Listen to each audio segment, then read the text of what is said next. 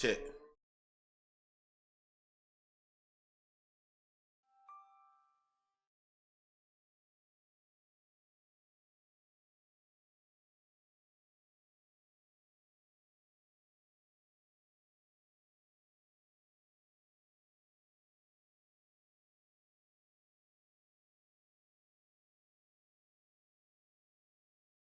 Man, oh my fucking god, dude.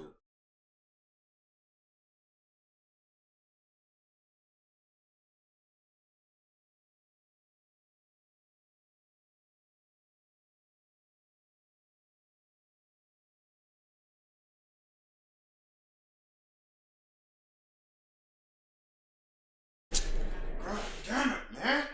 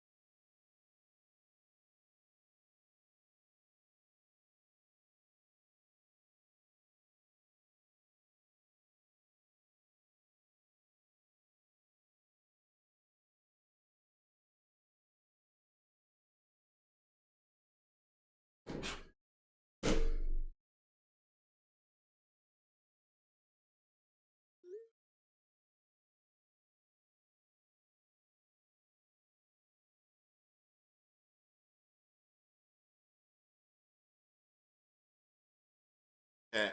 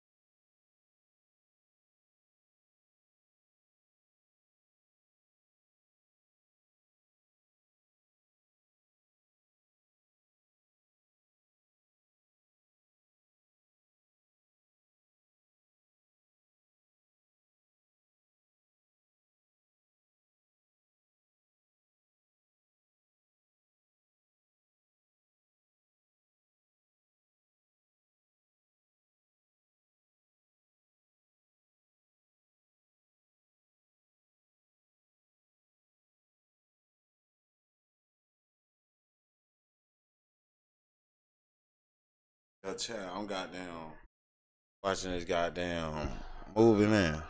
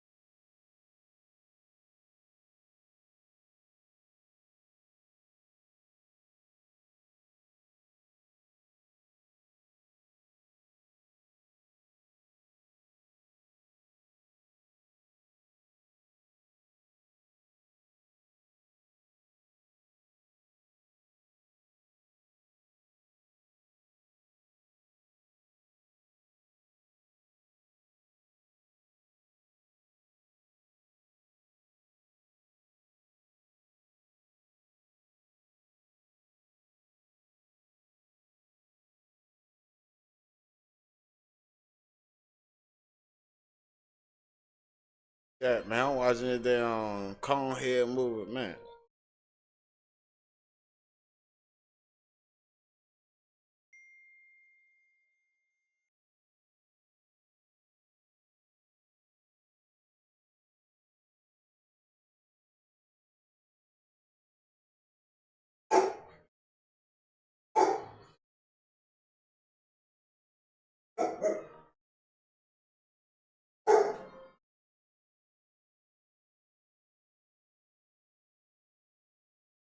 At first.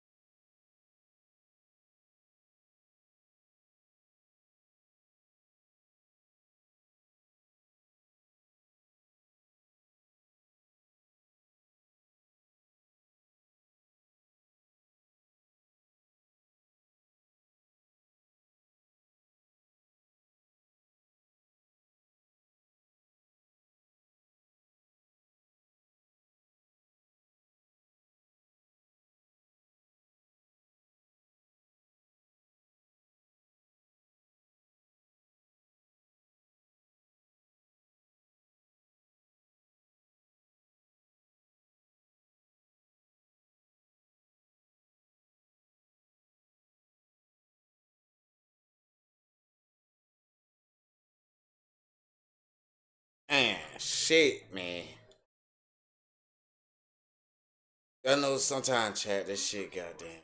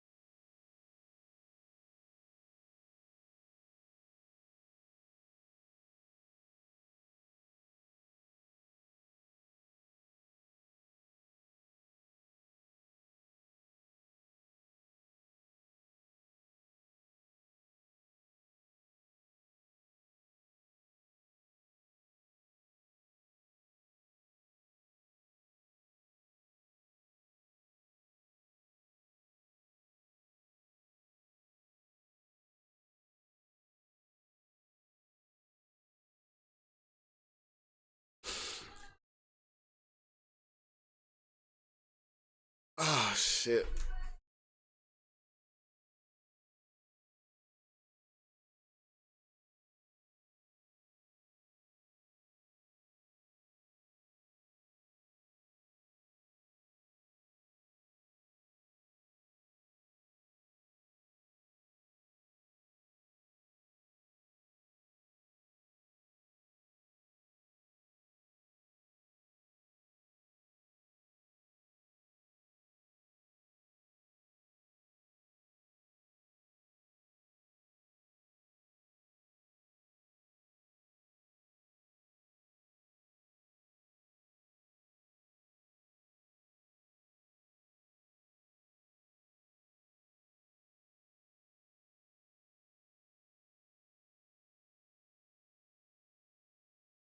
Oh man.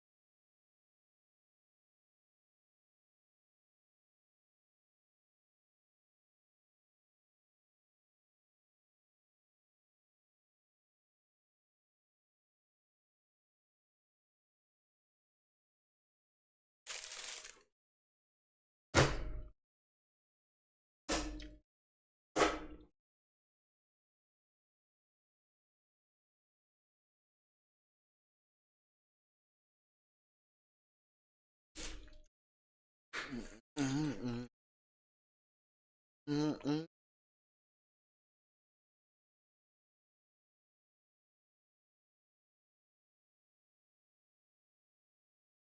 All right, Chad.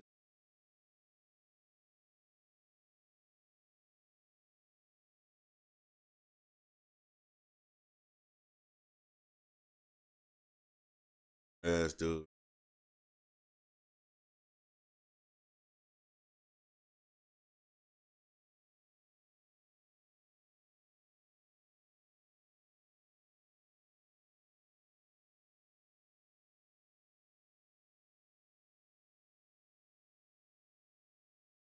Okay. Cool as a bitch.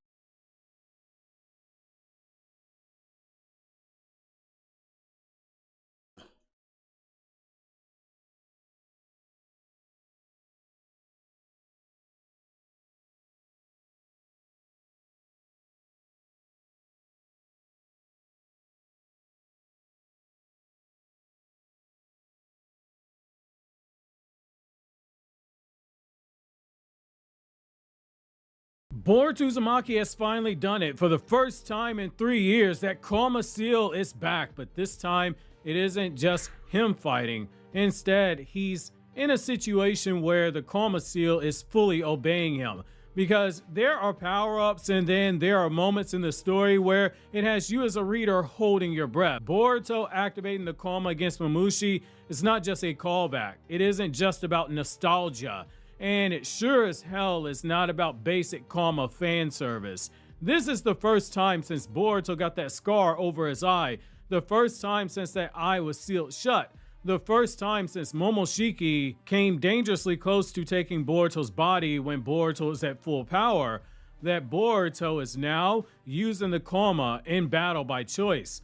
Not through resonance, not with Kawaki nearby. Even when Kawaki himself didn't reawaken the Karma Seal, he still had the DNA. He was in close proximity when Boruto fought Code. There was no panic takeover. It was just Boruto and the full weight of an Otsutsuki power that seemingly is about to be unleashed in the upcoming chapter. And if the story plays this right, Boruto versus Mamushi isn't just about the Karma Seal being used again. It should also be about why Boruto is now capable of potentially using Momoshiki's full attack power at full throttle, because if Boruto only uses the basic Karma Seal Ampere, then this moment, dare I say, is incomplete. So join me in today's newest Naruto Explained video where your OBC, your original Boruto chief, is going to be breaking down why Boruto should be ridden using the full power of his Karma Seal. What makes Hey, what?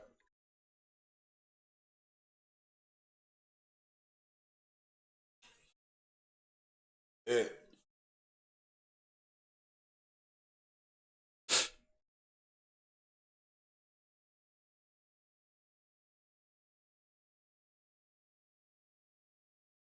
Me kiss.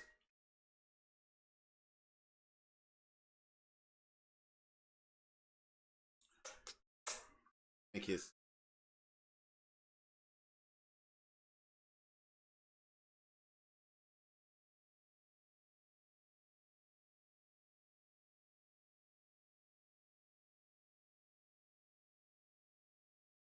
Yep. Me kiss.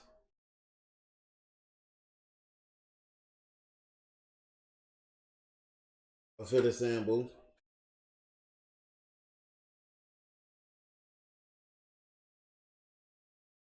Who? Oh,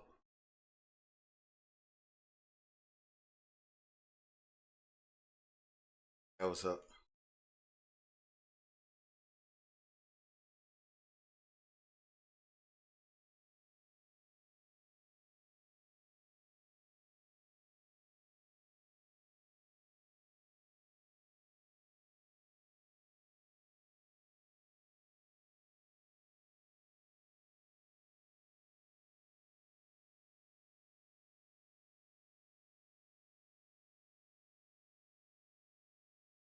Yep, I ain't been doing nothing. I was watching Conehead. Yeah. Yeah, I couldn't even go lie. I was watching Conehead. That shit was so good. I swear that what baby. I was like, damn, this is so. They tell you, it's just funny. Like that's the shit we used to watch. Crazy. And it's more funnier now, like, cause it's like that's what the fuck. Hella graphics we had.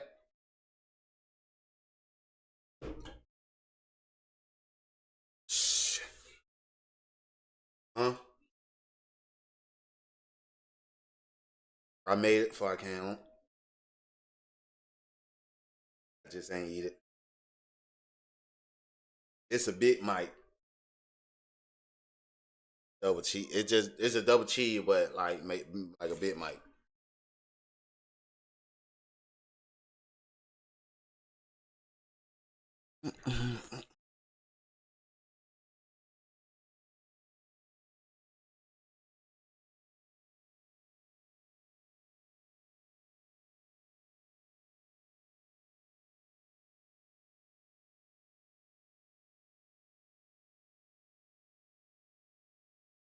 uh, about to move the goddamn heater over here.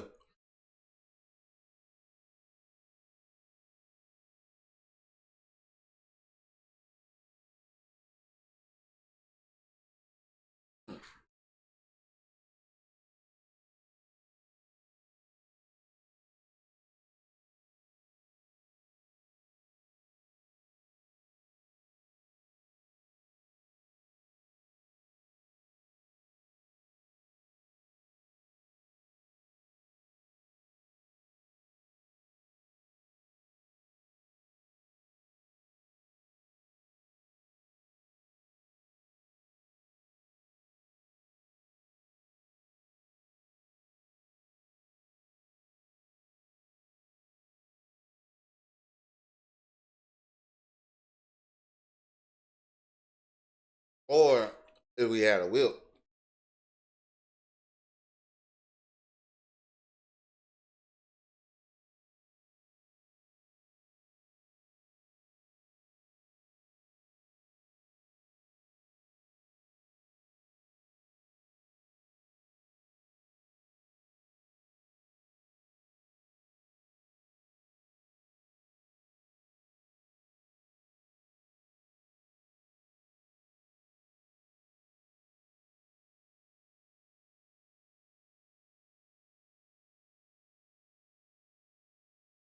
So 51 what?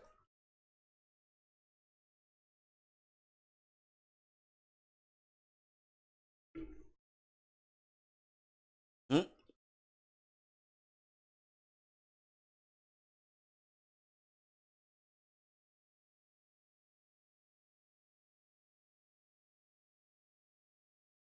Yep. I'm ready for tomorrow. Be over with.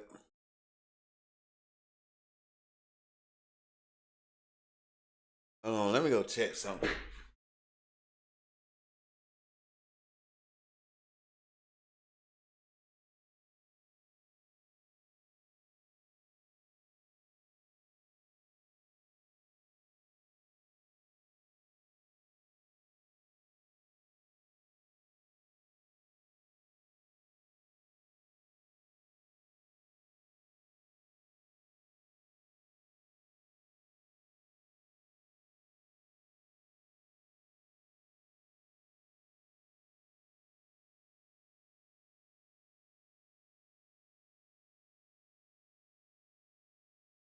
Shit, what?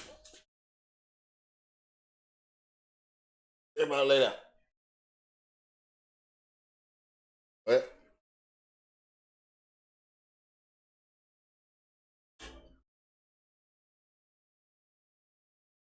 Yeah, I'm gonna have to put that heater on this side.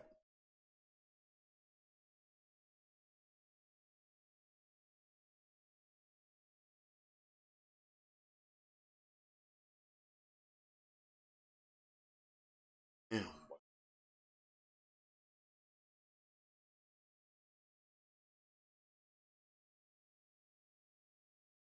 that shit crazy, chat. Motherfucking bowl. Oh yeah, it's Ebola, Ebola shit. Yes, man. Hey, sit the fuck down. Bold as hell in there, bitch.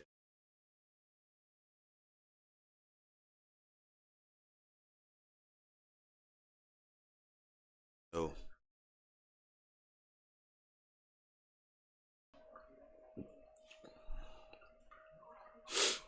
Yep, I ain't doing nothing. What? Watching, watching my shit. Makes this moment so fundamentally different than anything we've seen Boruto do previously, and why that Momoshiki deal a few chapters ago changes everything, and why, even if the story delays Boruto opening his eye and using the dojutsu hidden behind it, Wait, the say payoff, what? it will still be worth it. Oh.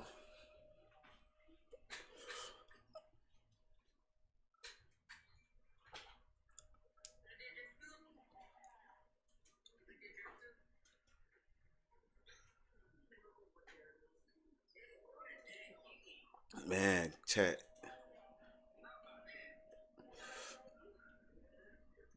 Also, over on the Naruto Explained Teespring, it has the new OBC merchandise up for sale with a 15% off promo code OBC2 that is good until the start of the new year. We got multiple colors from blue and white, which are the Naruto Explained colors, orange and black, which are the Naruto Uzumaki colors, pink and black, which are the Boruto Uzumaki colors, and a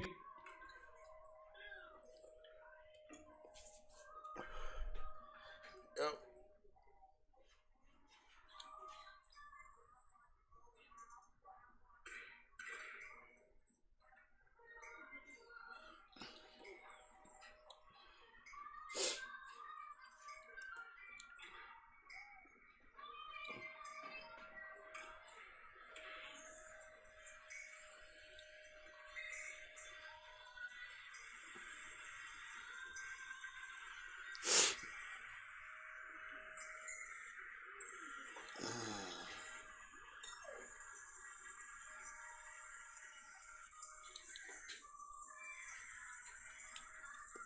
Everybody chilling. combination of orange and black and pink and black to put Naruto. They order what?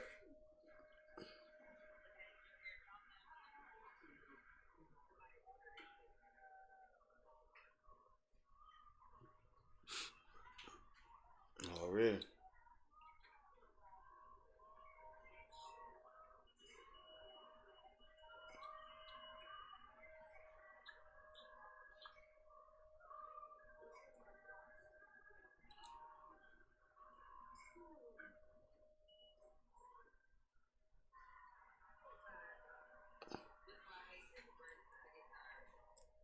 Yeah.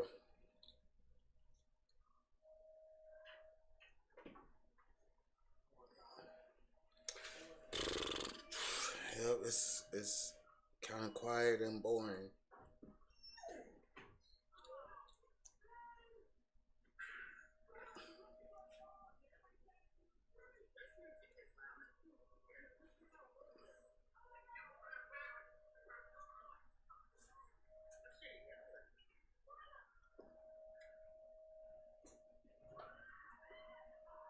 I wish.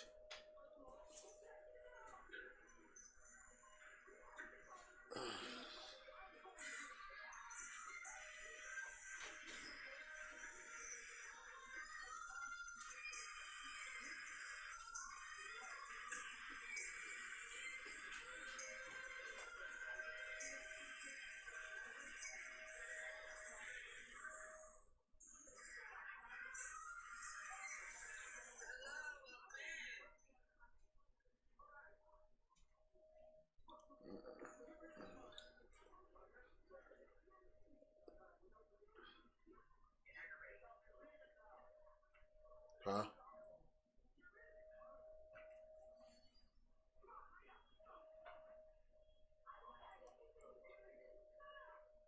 Hmm.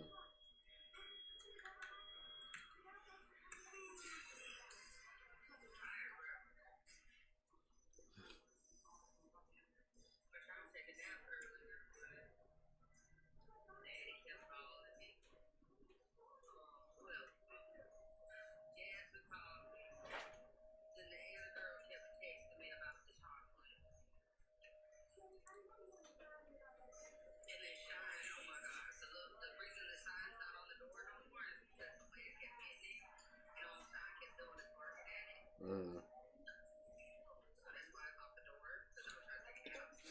Yeah, I seen that. I was wondering where it come from.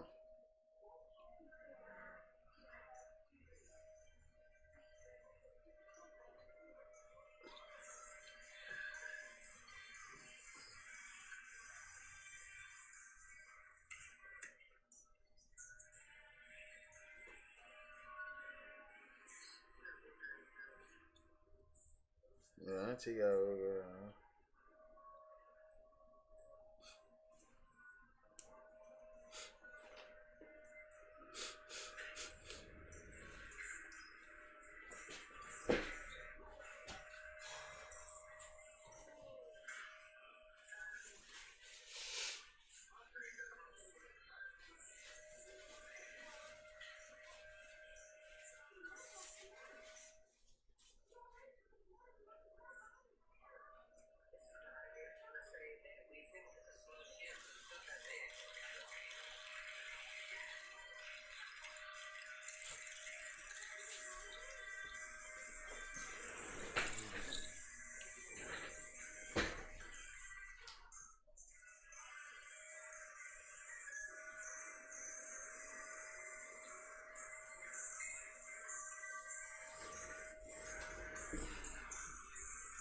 Naruto and Boruto together, which is how this community should be and not at civil war with one another.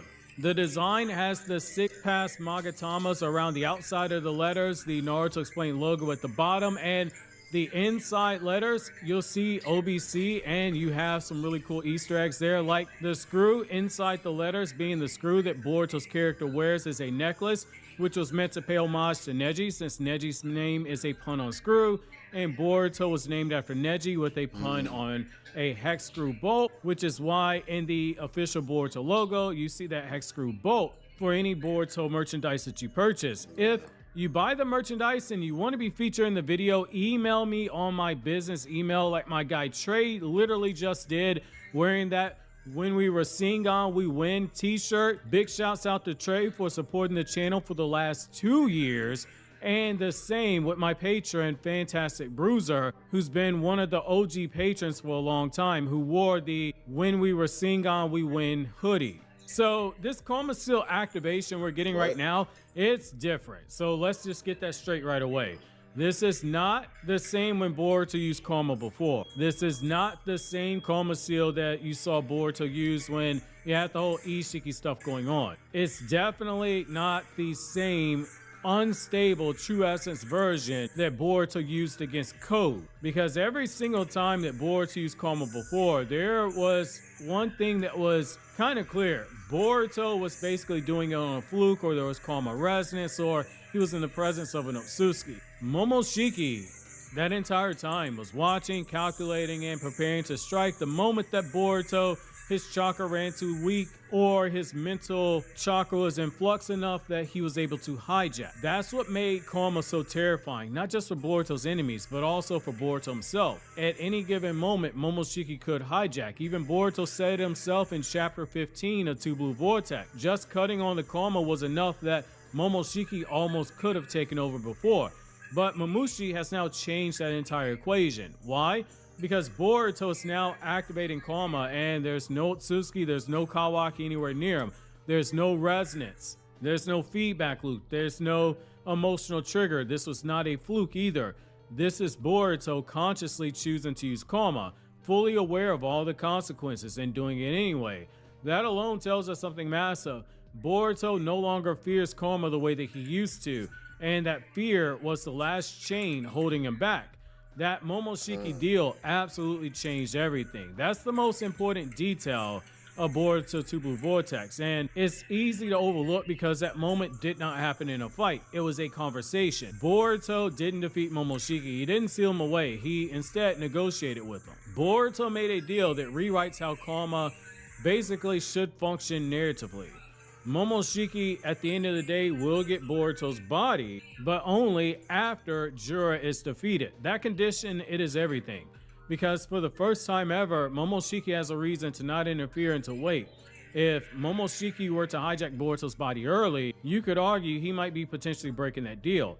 If Jura remains alive, Momoshiki doesn't get what he wants. He has a reason to work with Boruto. This creates something that Boruto Uzumaki has never had before. A window of trust, not emotional trust, but instead mutual self-interest. There's almost a poetic level of mutually assured destruction between Boruto and Momoshiki here. And that's what might potentially allow Boruto to access the full power that he never touched willingly. Remember that code fight? When Boruto used True Essence of Karma, it was impressive. He definitely got stronger. But the moment that Momoshiki took over, we saw a completely different level of speed, lethality, instinct, and just overall combat power. That wasn't Boruto fighting with Karma. That was Momoshiki unleashed. And now, Boruto, he doesn't have a need to suppress that power anymore. Instead, he has a conduit to use it, and he just needs to direct it now. But that also brings me to why the basic Karma seal, that's not going to be enough here in my opinion.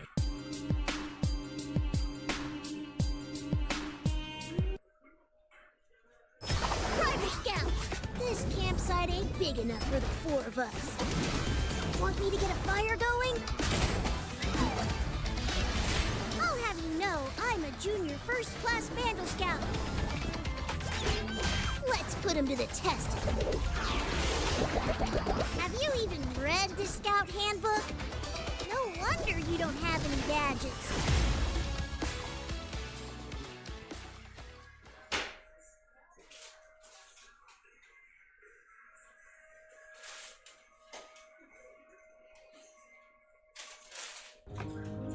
The Xfinity 5-year price guarantee. Man! Another commercial break! Todd, chill, man. A 5-year Love you price too, man. guarantee? That's a great deal. Yeah. Wonder where we'll be in 5 years. Hurry up and get it over with. I wonder. What do you think? Wow. I didn't think this was possible 5 years ago. Honey, can you help me? I still don't understand. Yep. So let's be honest here. Seeing the Yep. Karma seal is cool. It was really, really cool. But if Boruto versus Mamushi Lazy, only man. gives us a chakra boost and stat boost and chakra absorption and the usual Karma glow up, then I'm going to say that that moment has a potential of falling short because Mamushi's not a nostalgia villain. Mamushi is a clone-based threat, a threat above Jigen, a relentless pursuer, a character designed to swarm, overwhelm, not necessarily outmuscle. This fight, it requires escalation. And narratively, this means the moment is perfect right now to show that Boruto can access Momoshiki's full battle instincts without losing himself. That means more creative ways of using the jutsu that Boruto has, faster reaction speed than ever before, ruthless efficiency without any type of cruelty, tactical dominance rather than raw rage. Boruto using full Karma here. It wouldn't just be about spectacle. Instead, it would be about proof. Proof that Boruto has finally crossed the line from being a vessel struggling for control to a true Otsutsuki warrior on borrowed time, a prodigy who made a deal with the devil. Mamushi forcing this power out of Boruto, I think it would make perfect sense. I think you need to see this before you see anything with Jura. He isn't strong enough to beat Boruto outright. I don't think that anyone thinks Mamushi wins a one-on-one fight. He's dangerous enough that he should be able to push Boruto past restraint.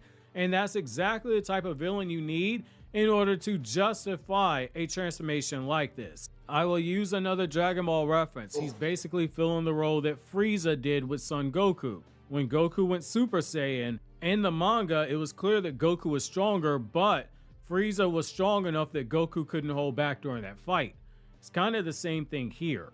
It's basically saying you got to be on your P's and Q's here. And that brings me to the ultimate missing piece, Momoshiki's Dojutsu.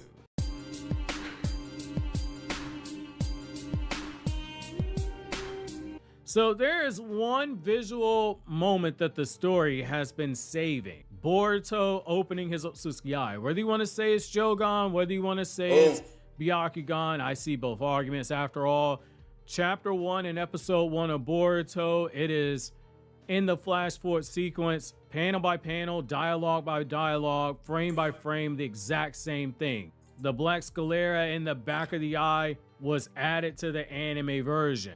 Not going to get into the Joganus argument, but I do see both sides of it. But here's the thing, Boruto opening his Otsutsuki eye. Right now, Boruto stands alone in one key way, and that eye, I would argue, is needed. Because he is the only Otsutsuki vessel that has never used his Otsutsuki's dojutsu. Jigen used Ishiki's Kokugan. Kawaki used Ishiki's Kokugan. But Boruto, he's never used Momoshiki's Rinnegan or Momoshiki's Byakugan. And against Mamushi, that eye, when you think about it, would be very devastating. An Otsutsuki Byakugan, for instance, will allow Boruto to track every Mamushi clone simultaneously, see the chakra pathways and all the weak points, detect movements from hundreds of meters away, fight without having to rely on a physical line of sight. But if you look at what the story's done, it's got Inojin with that new jutsu, part of why I don't think we'll see the Byakugan eye, because Inojin's jutsu basically does everything that a Byakugan would do for Boruto in this scenario. Inojin's jutsu directly locates Mamushi. Mamushi's entire combat style, though, when you really think about it, it would collapse under a Byakugan surveillance, which raises the question for the story. Why hasn't the story potentially pulled the trigger on it yet? The answer is simple, because some moments are too important to rush. And that brings me to a concept that I've been talking about ever since I began reviewing Boruto's manga in 2018, which is the need for delayed payoff. And this is a situation that definitely is building towards a delayed payoff. This may be the last ad you ever see, because with the free ad block extension from Capital One Shopping, you can say goodbye to ads on sites like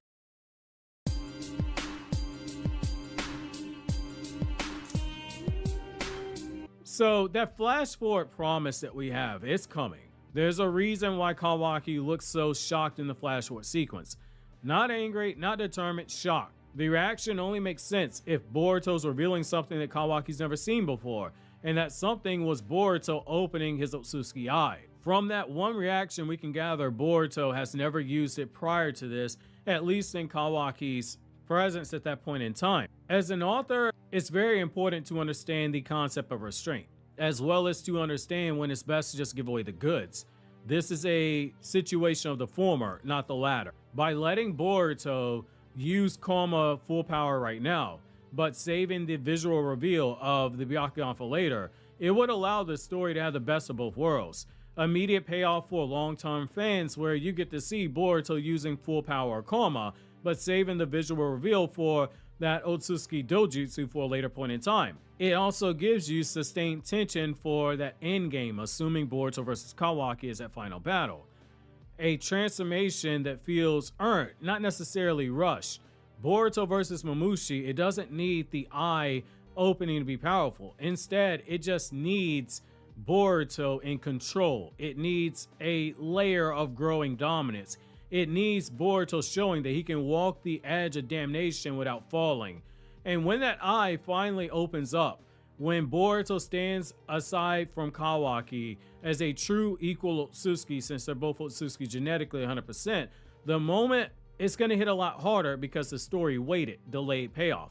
Delayed payoff isn't hesitation. Instead, it is confidence.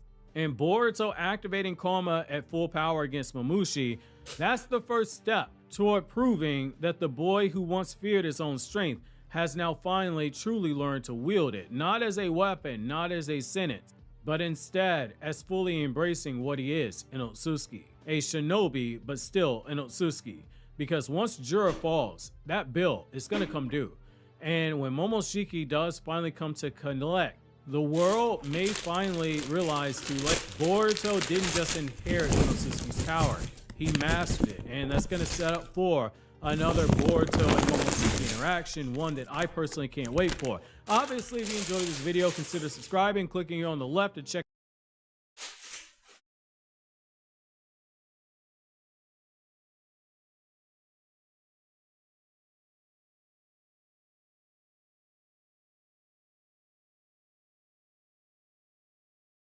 One thing I've noticed about football fans is they all talk like the players can actually hear them. Proud of you. But when you have Mamushi might be on borrowed time. And if that makes some fans feel nervous, then I say absolutely good. That reaction is why this whole situation is so beautiful. His role in Boruto 2 Blue Vortex, it is working. Because on paper, Mamushi looks like the kind of antagonist that you would think would stick around for a long time, and in reality, he has stuck around for a long time. He was the very first awakened Shinju that we ever met. He was the first one to attack Boruto inside that Ten Tails dimension back in Chapter 4, back in 2023. He immediately established that these beings were on a completely different level than the Claw Grimes, even on a different level from Code, a character who was stronger than Jigen himself. So the idea that Mamushi might be taken off the board by the end of Volume 8, potentially in the next 4 chapters, or maybe even in Volume 9, depending on how fast the battle goes, it might feel like it's a bit jarring, but here's the twist. That speed at which he's being taken out is not a flaw. Instead, it is a critical feature of writing. Mamushi being defeated quickly isn't the story cutting corners. It's the story showing progress. It's showing growth, and most importantly, it's clearing the stage for the two Shinju who actually matter the most to the core emotional and narrative spine of Boruto 2 Blue Vortex. Join me in today's newest Naruto Explained video where your OBC, your original Boruto chief, is going to be breaking down why Mamushi's apparent short lifespan, it is intentional, why it's actually a blessing in disguise, and why narrowing the focus to Hidari and Jura is the smartest possible move for the series moving forward. Also, the Naruto Explained Teespring has the new OBC merchandise up for sale with a 15% off promo code OBC2 that is good until the start of the new year. We've got multiple colors from blue and white, which are the Naruto Explained colors, orange and black, which are the screw that you see inside the official Boruto logo when you look at the merchandise. Or if you don't want your face shown, then I'll crop out your face, no issues at all. So Mamushi's role from the very beginning, he didn't just necessarily just randomly show up. His introduction, it was surgical and it was organic. When Boruto entered that Ten Tails dimension, Mamushi was the first awakened Shinju we ever encountered. That moment mattered because it immediately reset the power scale. It was very intentional and smart writing. Boruto had just dealt with the Claw Grimes. He did it very easily. He had just clashed with Code, and he did that very easily as well, even before the Rasengan Uzuhiko. But Mamushi did something that none of those other characters did. He made Boruto defensive, not helpless, not fully overwhelmed, but pressured, and it made Boruto, who looked unstoppable up to this point, it made Boruto look very much human. And that distinction matters a lot. Mamushi wasn't there to win some long-term rivalry. He was there to answer a question. What happened when a Shinju is fully awakened and acting with intent? What happens when it is a true sentient being? From the jump of his introduction, Mamushi established 3 things. The awakened Shinju were not mindless monsters, even though they had primal instincts. They operate on a level above those Claw Grimes that we saw, and they operate on a level of power above the previous antagonists that we saw in Chapter 1. Boruto, despite everything, he also had his limits. Those 3 things are very important to keep in mind. That third point in particular, Mamushi's early clash with Boruto wasn't about dominance. It was about grounding the protagonist who seemed unstoppable before that. It reminded us as the audience that Boruto, that boy ain't untouchable, especially in a world where 10 directions, alternate timelines, and fate manipulation, they're all at play. They're all subplots and sub-themes when you think about it. Mamushi delivered that message instantly. And there's also another thing here, which is the Shinju pattern that was being established. Since Mamushi's debut, every awakened Shinju introduced afterwards, they followed a clear narrative pattern when they got into battle situations. Ryu, he got destroyed. Matsuri, he got destroyed. Each of them entered into extended battles. They showed off some terrifying abilities, and then once the heroes adapted, they fell. Matsuri was taken advantage of, and Boruto was able to get her off guard. Ryu played around with his food and realized that his food could fight back. But when you look at Mamushi, when you look at Hidari, when you look at Jura, they're the only ones left standing. That alone tells us something very important. Not all the Shinju were designed to last the same amount of time. Ryu, Matsuri, they existed to demonstrate scale and variety. They demonstrated to show the various layers that the Shinju have from a moral compass. We saw other sides of the personalities of the people that they were based off of. Mamushi existed solely to raise the stakes and establish them inside of Konoha. But Hidari and Jura, they exist to drive the story forward on a generational and emotional scale. That's why we had to have Mamushi in the situation he's in now. And that's the most uncomfortable truth we have to talk about with this character, which is that Mamushi's narrative job, it's already mostly done. We're about 90% of the way there. How much longer that remaining 10% takes, that's going to be up for discussion. Mamushi's only true victory, it was off screen and it needed to be off screen. So Mamushi, like Code, technically has a major win.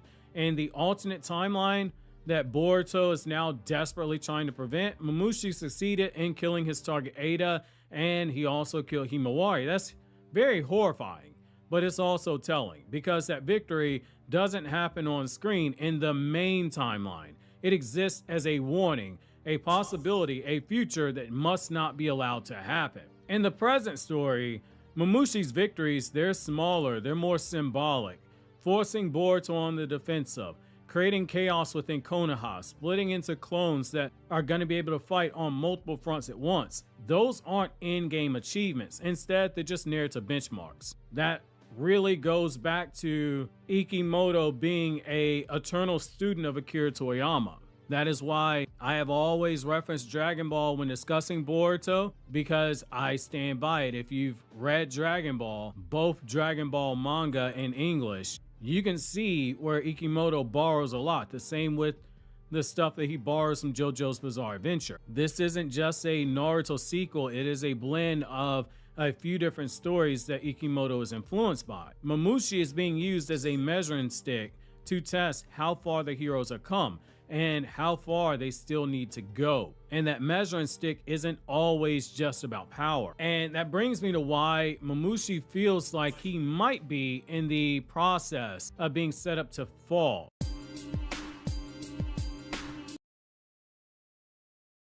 Today is about Timo, our kid, and Tio's hero really takes an inspiration from his daily life as a role as a Bandle scout will look like.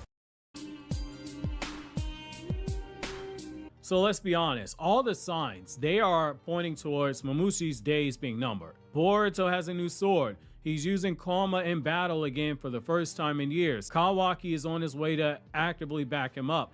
Konoha has a strategy designed specifically to fight to keep the battle inside of the village itself, preventing Jura from entering the battlefield. From a narrative perspective, from a narrative standpoint, this is what a controlled boss battle looks like, and this stays consistent with what Kishimoto told us in 2016 when he said that power would be expressed differently in Boruto compared to Naruto. This sets the stage for more taijutsu-based battles, basically AP-based battles. That's why you don't see as much over-the-top destruction that you saw in Naruto with all these wide-ranging jutsu, especially in the second half of the second part of Naruto's manga, which that goes back to what I said before. When you read Dragon Ball, you see a lot because Dragon Ball's manga was a lot of hand-to-hand combat. The anime had all these over-the-top ki blasts. They existed in the manga, but it was mostly hand-to-hand combat. The fights in the manga were not on the same over-the-top scale that you saw in the anime. From a narrative perspective,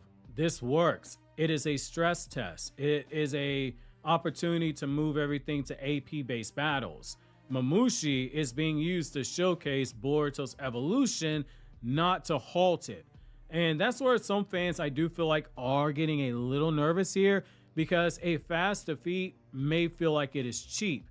But in this case, it's really, from a narrative perspective, setting a stage for speed to be the payoff. You might be asking why, and I'm just gonna tell you that progress is the point.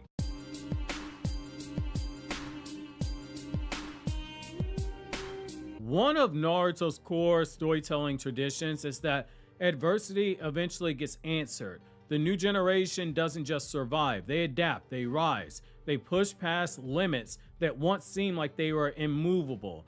Mamushi being defeated relatively quickly doesn't cheapen his threat at all. Instead, it just validates Boruto's growth and anyone else who grows during this battle. If Boruto struggled just as much as he did during his first encounter, that would be a real problem. It would mean that Boruto never really advanced, even with all these upgrades. Mamushi is strong. If he only uses the same level of effort he did in the first battle with Boruto, that's defeating the purpose. The fact that he is splitting himself up and Boruto's having to fight multiple versions of Mamushi and he's using the Coma Seal now, we're getting progress. Boruto has improved.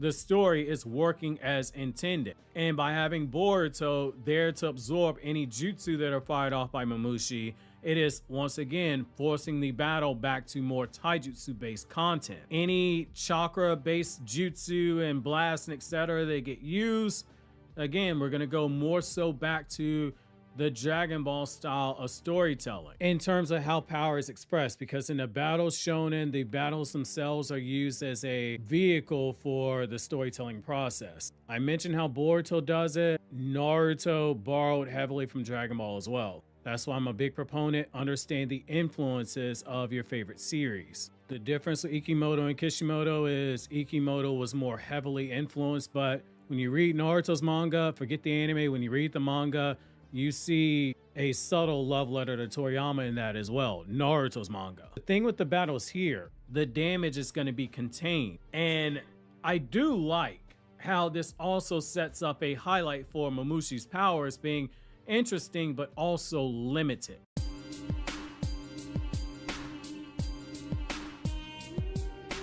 Mamushi's abilities, they are undeniably cool when you think about it. His cloning technique splits himself into multiple bodies that have equal battle power. It is terrifying on paper because unlike shadow clones, which split the chakra evenly amongst the clones, these operate just like Madara's limbo clones. They're all at full power. But the built-in weakness is just as important as the strength. Just as Madara could only do 4 limbo clones, Mamushi, he has weaknesses as well. The more clones that Mamushi creates, the dumber they get, the more primal they get. Their speech pattern, it also shifts. Their coordination also drops. Their effectiveness, it declines. That's not an accident. That's a narrative ceiling. That is a smart decision. Because the more primal that these things get, the better you are going to be able to allow for other characters who otherwise would not be able to battle to actually participate, because it becomes a brain versus brawn situation. Mamushi is dangerous in bursts, but not in longevity. His power is perfect for chaos and for pressure, but not for long-term ideological conflict. To use another Dragon Ball comparison, Mamushi is a lot like Dabura in the Buu saga. He served his purpose, but he didn't need to be in the manga for a very long time. Now, when you compare that to Hidari and Jura, they don't just threaten lives. Instead, they threaten identity, and they're being set up to push some of the core themes of the second part of Boruto's manga further from a narrative perspective.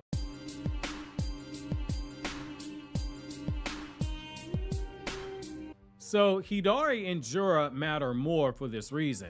Hidari is made from Sasuke's chakra. That alone changes everything. His desire to consume Sarada, it isn't random, it's symbolic. It directly ties into Sasuke's legacy, Sarada's future, and the unresolved trauma that surrounds the Uchiha bloodline. That is why we need that rematch. That is why we're gonna get it. Jura is even more loaded. He wants Himawari because she carries the Nine Tails, which is the legacy of Naruto, and it's the legacy of Minato and Kushina. He wants Naruto himself. He also wants Boruto dead. All of that exists within the shadow of Kawaki's lie, that Boruto killed Naruto. They were used when they came to Konoha. They were used to build on Damon's prior warning that when these Shinju came to Konoha and started asking questions about Naruto, that Kawaki's lie would get exposed. It's only fitting that these two end up being the last two of these Shinju that we got introduced to that are still sticking around. Hidari and Jura, they're not just villains, they're catalysts. They are the ones more likely to force the truth out into the open. Mamushi, he doesn't have that narrative weight, and that's fine. Again, going back to it, he is a lot like Dabura. He is not meant for a much bigger purpose, but he served his role. Dabura was used to show that Son Gohan still had a gear inside of him to unlock, which is why he was compared to Super Perfect Cell. It's the same thing with Mamushi. He is serving his role here. And that brings me to the most important point. Mamushi's already served his purpose. I'm down on my luck, she's turning a page. I'm falling in love, she's running away.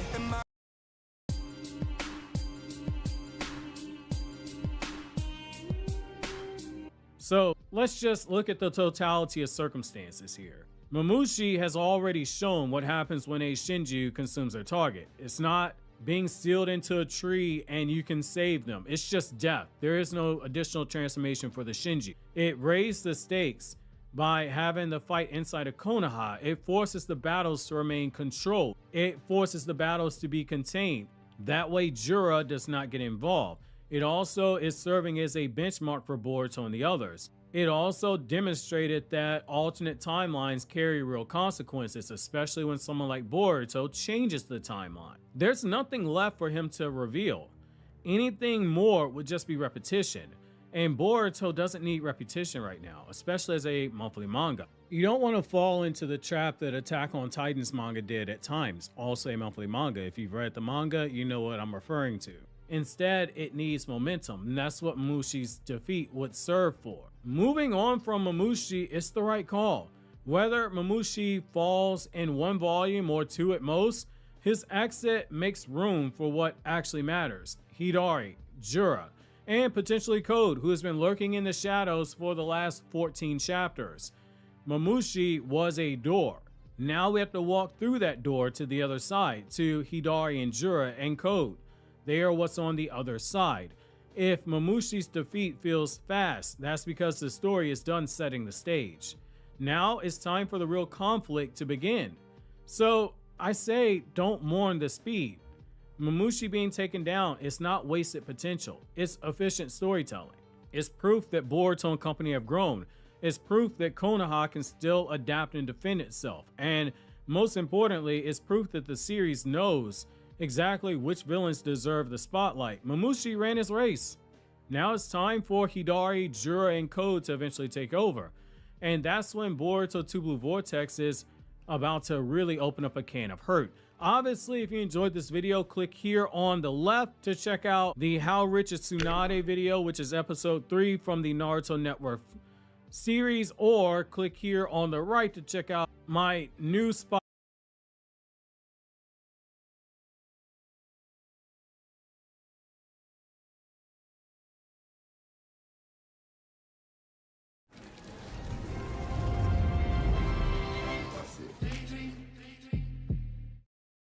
Being a perfect mother is impossible. Any unexplained injury triggers an investigation.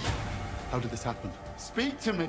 Parents can do some Yo, what's going on YouTube? It's your main man, Six Paths Dunga, back again with another video. And today we have yet again another sneak peek for the upcoming chapter of Boruto 2 Blue Vortex. Now, as you all know, they was kinda late with the leaks this month. And when I say late, that would be an understatement. They usually drop them a week before the official drops, and now it's only a few days before that happens. I didn't think we was going to get a sneak peek this month. I thought it was over, man. But yet, here we are again. And this month's sneak peek did not disappoint. It's just a tease of what we can hope to see in this upcoming chapter. Straight action. But if you don't know what I'm talking about, before the spoilers drop, the official Naruto account on Twitter gives us a sneak peek of the new Boruto chapter. Usually one panel a week before the official, and another one a few days later. And I mean, just because it dropped late, doesn't mean we're not going to go over it. You all know how we do over here. So before we get into it, be sure to drop a like and hype the video. It helps the video out majorly in the YouTube algorithm. So if you can help me out with that, I would greatly, and I mean greatly, appreciate it. But without further ado, let's hop into it. So we see the sneak peek they chose this month was of Kawaki. It looks like yet again he's showing out with his staff. And from the looks of it, he's dragging it out what seems like from nowhere using Sukuna Hikona. So I'm guessing he just primarily fights with a staff now, getting to be more like Ishiki every single day. But for real, Kawaki showed up to the scene, and judging off the fact that he called forth his staff, it looks like he found a Mamushi clone to exterminate. So we can expect some heavy action from him in this upcoming chapter. So judging off how he looks, he had no crazy outward change in his appearance. I only say that because Kawaki just got more power from Yamato last chapter. Apparently when he removed Kawaki's limiters, he held back a bit in fear of Kawaki's body not being able to handle the full power of Ishiki. But since Kawaki literally forced Yamato to remove the limiters completely, he should have even more power at his disposal right now.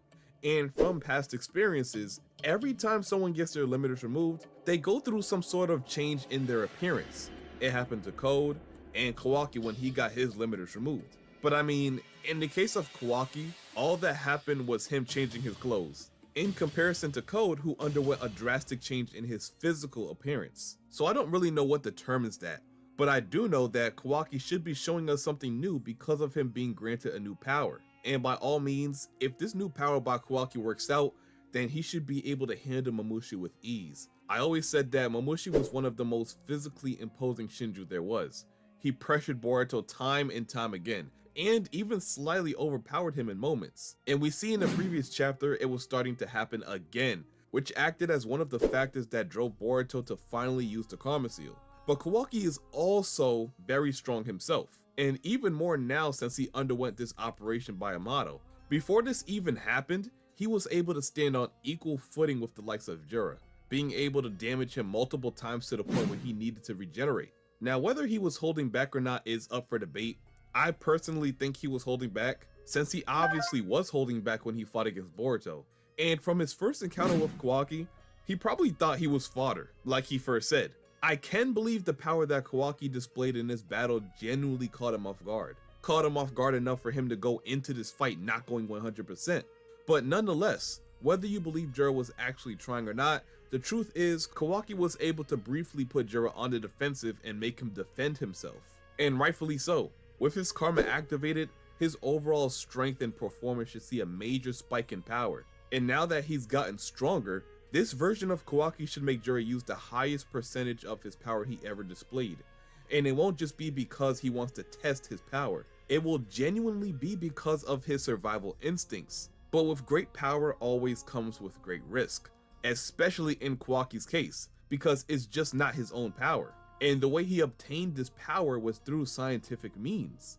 I said this multiple times, especially in my hot takes video. If you haven't seen that video, go ahead and check it out. There's some really good hot takes in there that I really do think could be a thing come chapter 29. So make sure to give it a watch if you're feeling generous, you know, in the holiday spirit.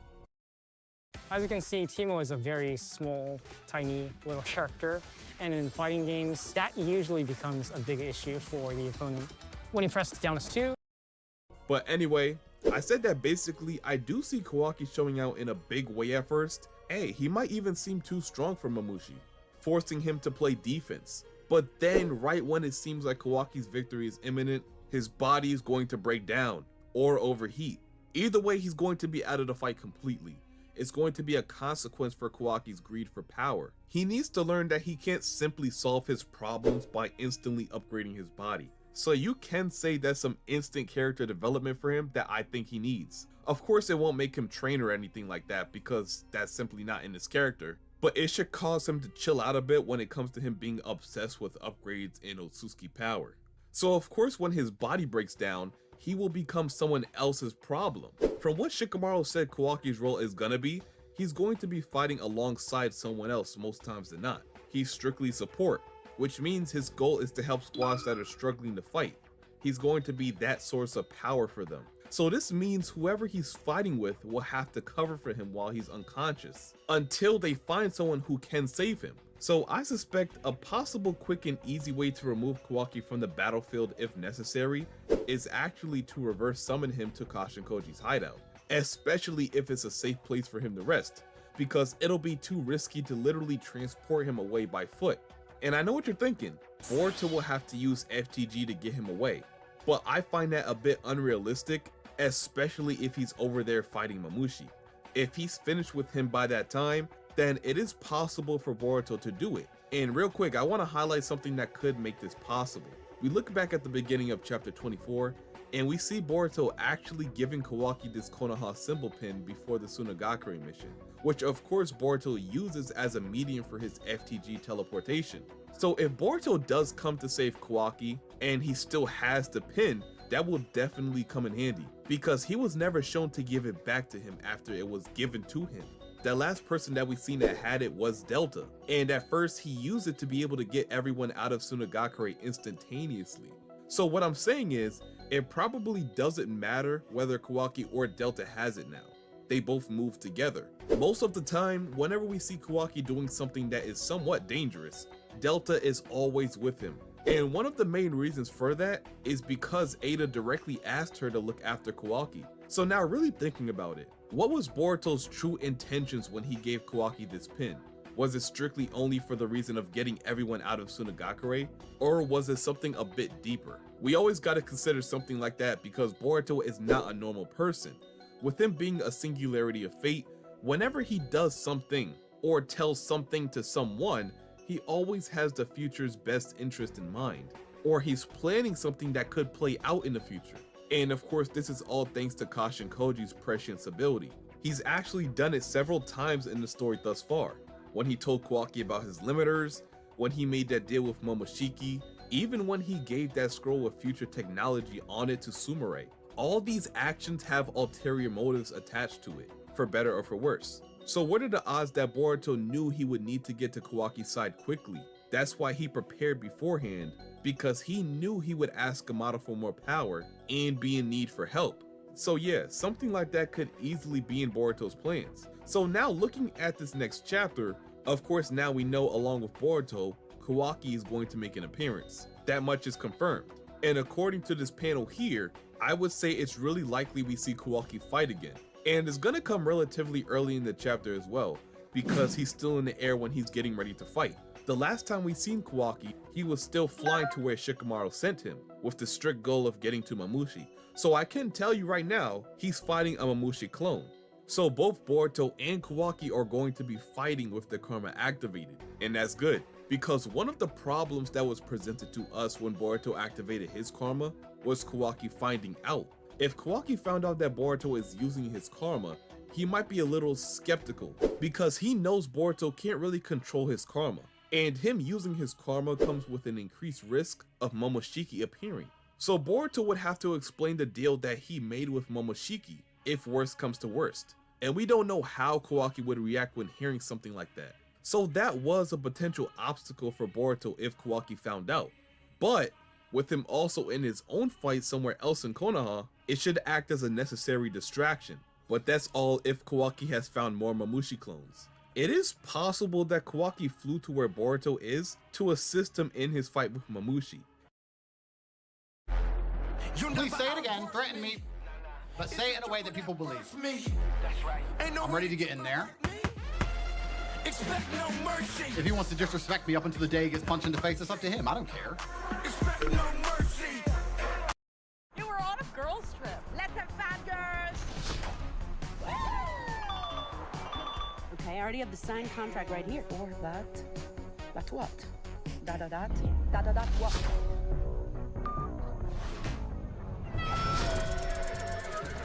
That what?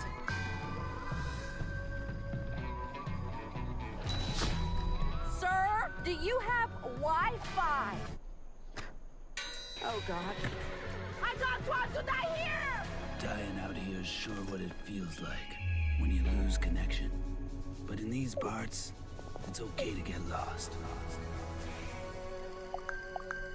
She's got a signal. Hey, I texted your assistant. In that case, yeah, Boruto might be in a little trouble. So the situation really depends on whether Kawaki is with Boruto or somewhere else. And it's really hard to gauge that because the sneak peek that we got doesn't have any dialogue. It's just a simple page with no context, and probably towards the beginning of the chapter too. So with that being said, I think I could see how this chapter might play out a little better. I do think we might see a flashback in the beginning of the chapter, and it's gonna be about Boruto and Momoshiki. We gotta remember, we always get a flashback right after something significant happens in the story.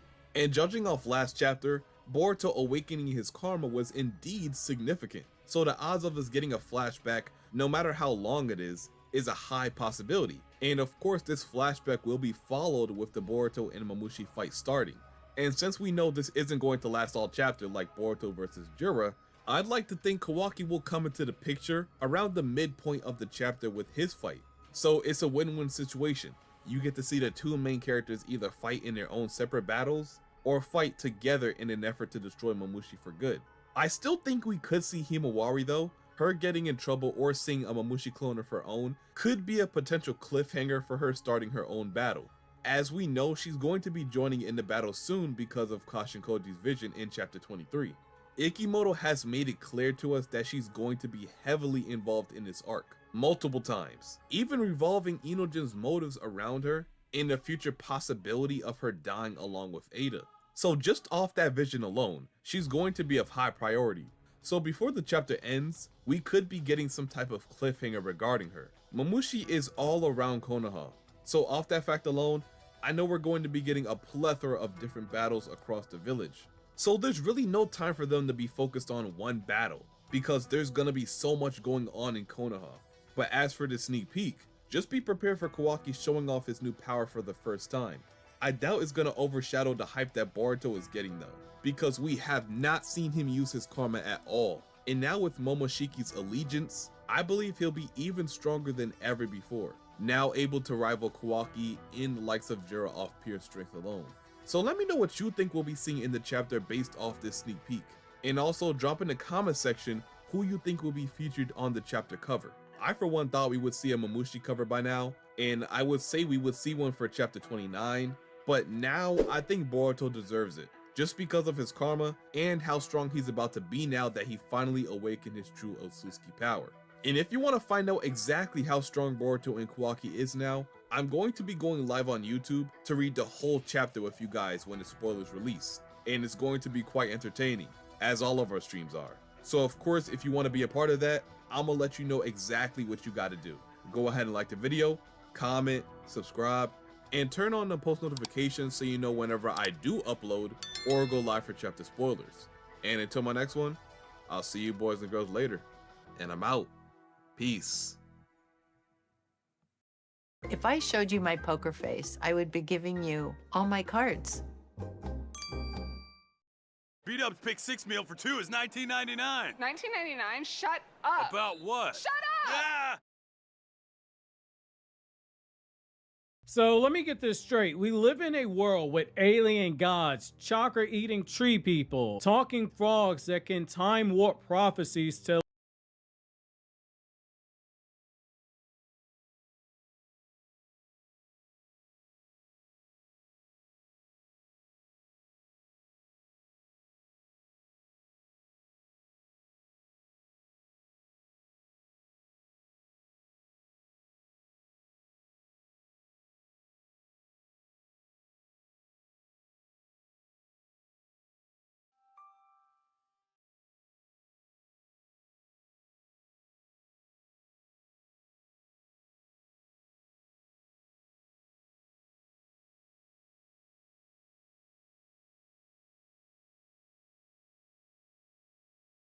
Boruto's otherworldly destiny will make him the first shinobi turned Otsutsuki god, and we haven't even reached halfway off the path that he has been forced to walk. Normally, the plot armor in a story saves the protagonist from all the dangerous situations, but for Boruto, the writers have creatively erased the possibility of his death by making Aida, the wielder of omnipotence, to wish for a meeting with the blue-eyed boy. But what if I told you these measures are not random? The whole game plan of Boruto's destiny may have been scripted by Shibai Otsutsuki himself, and while there are countless hints to deduce why it's the case hidden within the manga, there is actually a specific work of the original author which gives us the blueprint for Boruto's fateful cosmic evolution. You must have heard me reference the Samurai 8 manga a lot of times, but today I decided to do something entirely different. Judging by the similarity in plot points that both the series share with each other, I thought it would be a good idea to compare their lores in order to figure out the best endgame possibilities for Boruto. In this way, we could predict the awakening of the Jogan as well as Boruto's god plot with a good amount of accuracy. Now, the only problem that I was facing is the fact that there was too much source material, which made it hard for me to figure out how to begin. So I did the most reasonable thing and divided this video into several parts, with each part exploring a different side of symbolism. With that being said, if you are new here, make sure to subscribe for a daily dose of Boruto content, and let's begin. One of the things that really captivated me to explore the world of Samurai 8 is the well-crafted world building, which could help us to understand the world of Boruto better. So it was a no-brainer to begin with the gods of both the stories and their roles in their respective universe. In the unfinished manga of Kishimoto, we have a creator god known as Fudomuyo. He was once a living entity who transcended the limits of physical existence. After receiving some sort of enlightenment, Fudomuyo abandoned his mortal form, which made him a being of pure consciousness. In other words, he became one with the universe itself. The story also explains it in a broader sense, as Fudomuyo himself was made of divine material known as the H particles. These particles were a part of his own existence, and he used them to program the whole universe. Now here is something that I think could act as a huge hint to figure out what's going on in Boruto. Fudomuyo did not literally explode his body to create everything in this simplistic sense. Instead, he introduced these H particles into a pre-existing universe, and those particles caused the universe to take its current form. So the H particles are basically the chakra of Samurai universe, and considering the later developments where Fudomuyo bestows his powers on Hachimaru, he must be the Shibai of this verse, right? Well, actually no.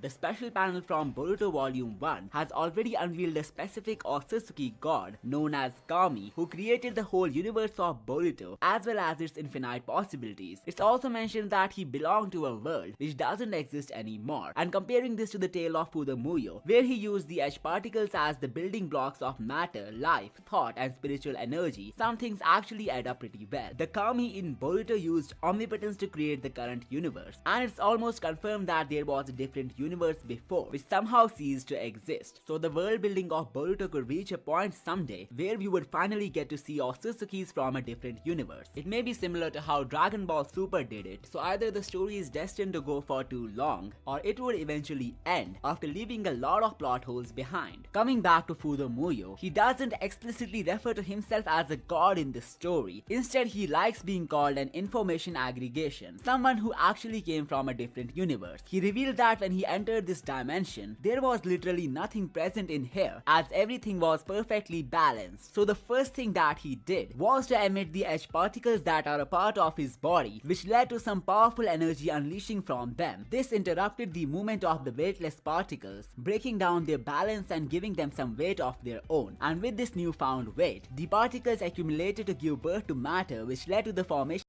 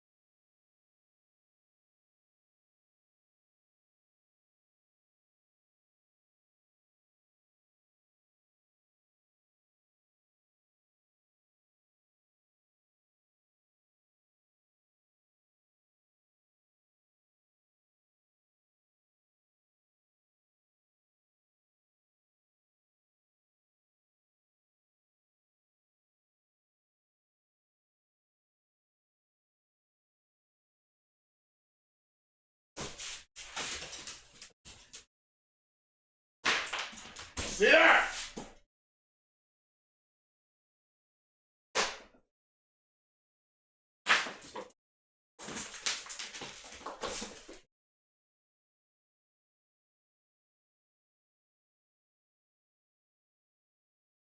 Diamond and Diamond. Go Diamond. Hey, come on.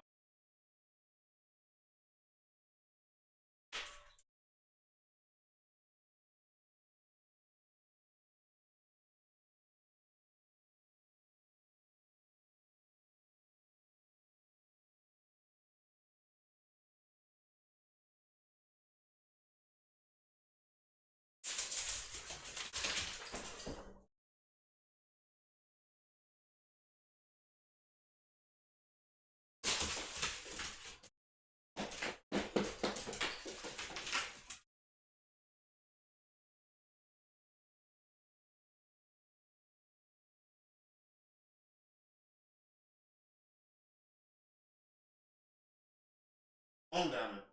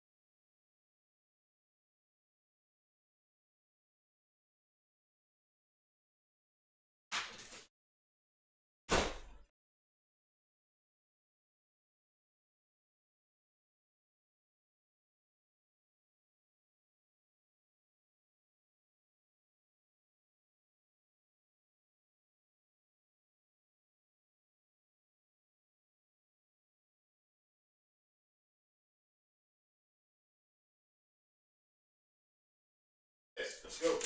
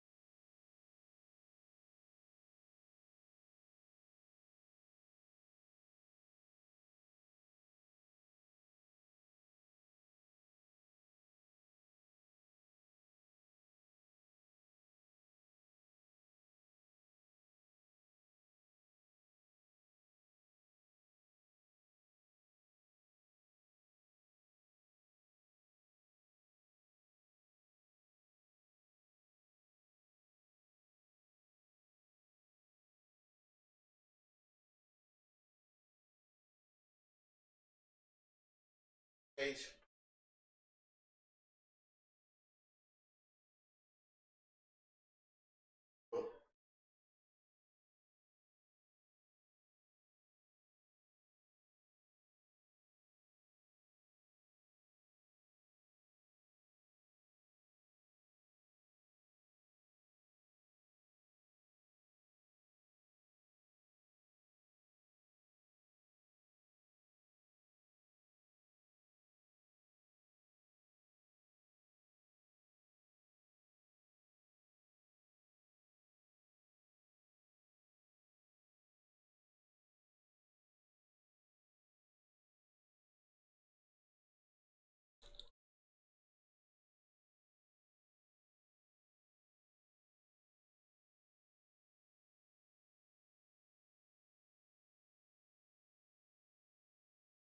Of everything from consciousness to solar systems. Well, doesn't this narrative of Fudomuyo belonging to another dimension sound similar to how Kami belonged to another world too? Well, this again proves that he's not the equivalent of Shibai or Suzuki, but he's still similar to him in one manner that cannot be ignored.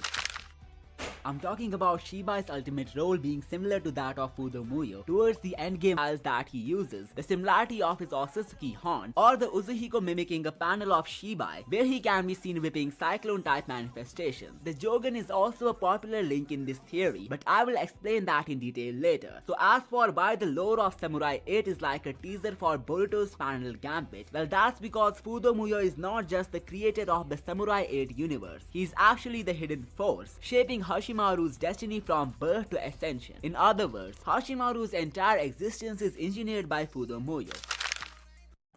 Well, that's because before we even get to Hachimaru, Fudomuyo plays the long game by creating the edge particles, which are the data atoms of the universe, as well as the samurai souls, data cores, princesses, and the entire keyholder system. So Fudomuyo basically creates the rules of the universe that Hachimaru will one day control. Think of it like him being the architect, while Hashimaru is the only successor of that architect. Doesn't that sound similar to how the Otsutsuki gods in Boruto program reality? Well, the next part will make you believe this parallel even more.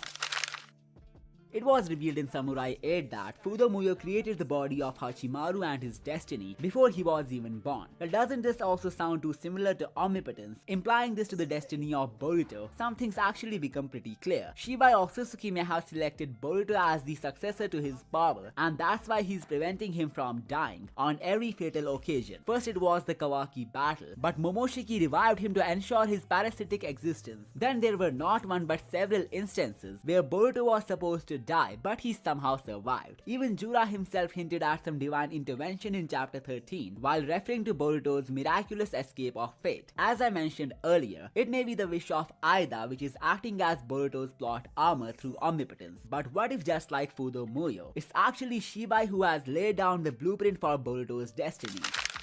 The case of Fudomuyo and Hachimaru has now given us the exact blueprint for what's going on in Boruto's life. It's actually a reflection of the almighty feat of omnipotence and how everything may have been planned by Shibai Otsutsuki from the beginning. Just like how the special panel revealed Kami creating this universe and its infinite possibilities with his ultimate power, Shibai, being the wielder of omnipotence, must have done the same to pen down Boruto's destiny a long time before he was born. And this is where implying this to the destiny of Boruto, some things actually become pretty clear. Shibai Otsutsuki may have selected Boruto as the successor to his power, and that's why he's preventing him from dying on every fatal occasion. First it was the Kawaki battle, but Momoshiki revived him to ensure his parasitic existence. Then there were not one but several instances where Boruto was supposed to die, but he somehow survived. Even Jura himself hinted at some divine intervention in chapter 13 while referring to Boruto's miraculous escape of fate. As I mentioned earlier, it may be the wish of Aida which is acting as Boruto's plot armor through omnipotence. But what if, just like Fudomuyo, it's actually Shibai who has laid down the blueprint for Boruto's destiny? The case of Fudomuyo and Hachimaru has now given us the exact blueprint for what's going on in Boruto's life. It's actually a reflection of the almighty feat of omnipotence and how everything may have been planned by Shibai Otsutsuki from the beginning. Just like how the special panel revealed Kami creating this universe and its infinite possibilities with his ultimate power, Shibai, being the wielder of omnipotence, must have done the same to pen down Boruto's destiny a long time before he was born. And this is where a thought struck my mind, which forced me to look at the entire story differently. Earlier I assumed Shibai may be controlling the people with his DNA to perform specific events that will help Boruto reach a specific point in his life, like how Aida's Shinjutsu turned around his life, Kashin Koji's ability made him more powerful, the claw marks gave him a group of enemies who pushed him to unleash his Otsutsuki side. All of these Shinjutsu amped cyborgs have collectively played a major role in shaping Boruto's destiny, and judging by the prologue scene, the events are about to take an even heart-wrenching turn in no time. So if the Otsutsuki god is actually testing Boruto with these hurdles, why is he doing that at first place? From deciding who he meets to the chain reaction that will take him to the point of ultimately losing everything. Well, to get the answer to that question, we will need to disfigure the Jogun's mystery in the light of Samurai 8. The tale of Hashimaru made one thing clear, that the warrior god can program the reality with the edge particles, and he is more or less one with the universe itself. What happens in Boruto is that this power of creation is not only passed down, but can also be obtained by any individual who meets a certain criteria. The road to godhood and supreme powers like omnipotence can be accessed by any Otsutsuki after he devours a certain amount of chakra fruits. So to write somebody's fate is not just in hands of the creator god. Instead, any Otsutsuki who reaches the divine stature can do it. Technically, this makes it as simple as Shibai wanting Boruto to unlock the Jogun, which may be his own eye, explaining how he awakened the power. But that wouldn't satisfy the mystery behind its awakening. So I went back to Samurai 8, and here is what I found. There is a concept known as Trinity, which is used to describe the requirement of a samurai to unlock their full potential. The Trinity comprises of the samurai himself, which is the warrior figure in the story, the key holder, who is an animal companion or simply a key-bearing being, and a princess of fate, a female figure who completes the bond. The key holder and the samurai soul are linked to each other, which enables him to channel his samurai soul, while the bond of the princess, who is the supporter of the samurai, acts as an anchor to enhance his power. The companion being, on the other hand, provides the armor, or let's say the key to the samurai, that permits him to unleash the full power. Hachimaru is the samurai in this case, while Hayataru acts as the key holder. And finally we have Anne, the princess of fate, who travels alongside Hachimaru to complete this sacred ritual. So when you take this in context of Boruto, there is a possibility for Sumire to be the princess of fate, and her yokai pet Niu could be the key holder that will awaken his Jogun. Well, this perfectly fits in the anime's narrative, but for the same to work in the manga, Sumire must have used a material which was coated with Niu's dark chakra to upgrade the blade of Boruto. So if things are supposed to go down just as established in Samurai 8, then the key to the Jogun will be Niu, whose chakra may have enhanced the sword of Boruto. The next parallel to the Jogun in the light of Samurai 8 comes from something that I believe could be a loophole to the prescience in the story. I guess I should call it a deeper layer in symbolic parallels, since both the stories come from the same author. So in the cancelled manga of Kishimoto, the Pandora and Mandala's box are magical treasure boxes that were created by the god Fudomuyo to control the fate of the dying universe. Pandora's box is the good box, let's say a hidden cube, which is filled with the protective power of Fudomuyo. You can think of it like a supercomputer that can grant wishes, refresh the galaxy with new energy, and repair some big cosmic problems. But it remains sealed for most part of the story and can only be opened with 7 special keys. Hachimaru, the main character, is deeply linked to Pandora's box and the Mandala's box cause he was created to interact with them. He is a cyborg kid made in a secret lab as a part of an experiment to create fake key samurai, but in the end he turns out to be the real and true key holder. His soul is special as it lets him open Pandora's box safely without destroying everything. By the end of the story, we learn that Hachimaru's own body works like a living version of Pandora's box. This lets him to use his powerful wish-like energy to help in saving a dying galaxy. Well, that almost sums up the whole divine plot of Boruto. The Jogun could be the omnipotent power that Shibai has embedded in the blueprint of Boruto from the beginning. This may be why Momoshiki pointed out the Otsutsuki power that he was born with. And as for how it links to prescience, Fudomuyo tells Hachimaru that in order to look into what's inside the Pandora box, he will need to have faith in himself, as it can only be seen by someone who can open it. Introducing the business card that gives back all you put in. The new Chase Sapphire Reserve for Business. The delicious taste of crisp fall apples in juice form. Move over, pumpkin spice. Simply, say yes to simple. As for how he will be able to see what's inside the box, well, it fully depends upon how he sees himself, cause the possibilities are as vast as the infinite universe. Now when you connect this to Boruto, the 10 direction shows us a large number of possible futures, but Kashin Koji hasn't mentioned a point where Boruto unlocks the Jogen, even though we have seen him using it in the future. But then we have the Samurai 8 manga telling us that there are infinite possibilities to what could be inside the Pandora box. This means even if Koji is able to see a particular number of futures, there are still many more possibilities which are beyond his vision. Or let's just say Shibai may have programmed reality in a way to not let Koji see a future where the Jogen actually pops up. And this may be because Shibai himself is a singularity of fate on a way greater scale. So if he plans to let Boruto have a Jogen, he may have kept it hidden from the eyes of all the other users of prescience only because the weight of destiny will be heavy on his shoulders, meaning the Jogen would come as a cosmic surprise that no one would have expected. As for how Samurai 8 foreshadows the final villain of Boruto, well, the ultimate antagonist of this tale is Kala. He's a legendary Ronin samurai and the founder of the Ususama style, a group obsessed with reaching god level power. Kala was created by the warrior god Fudomuyo a long time ago. He created him as a student and a helper, teaching him everything that he could. But Kala eventually turned against Fudomuyo as he hated his beliefs in wabi-sabi, which is the idea that imperfection makes life beautiful. Kala wanted the total opposite. He craved a perfect unchanging balance, like the empty void which was there before creation. And because of this obsession, he now seeks two cosmic artifacts, the Pandora's box and the Mandala's box. With them, he plans to wipe out the dying galaxy and rebuild it into a flawless world of his own design. He's so powerful that he can destroy entire planets by himself. Well, if I had to put this in Boruto terms, I think the final Otsutsuki villain would have the purpose of misusing the omnipotence power to spoil the course of reality and universe. He may be one of the two missing Otsutsuki, or likely the ex-partner of Shibai Otsutsuki.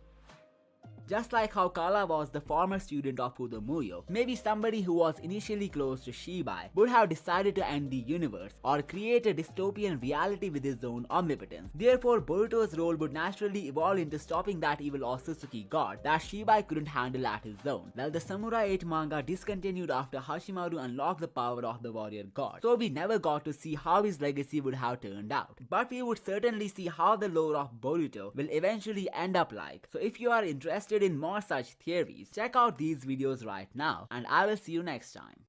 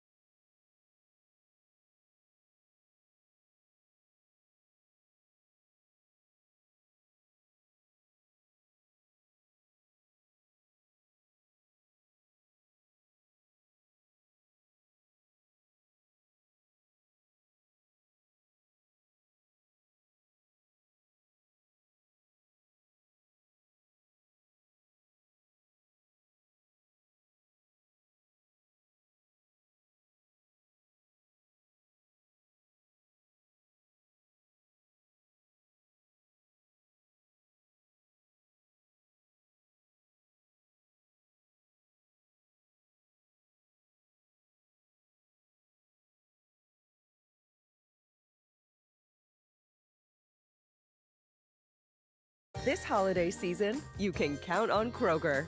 You get up-high quality with our exclusive brands and down low prices. Because at Kroger, quality and low prices always come together. Kroger, fresh for everyone. Microsoft Azure helps you handle workload spikes without sacrificing performance.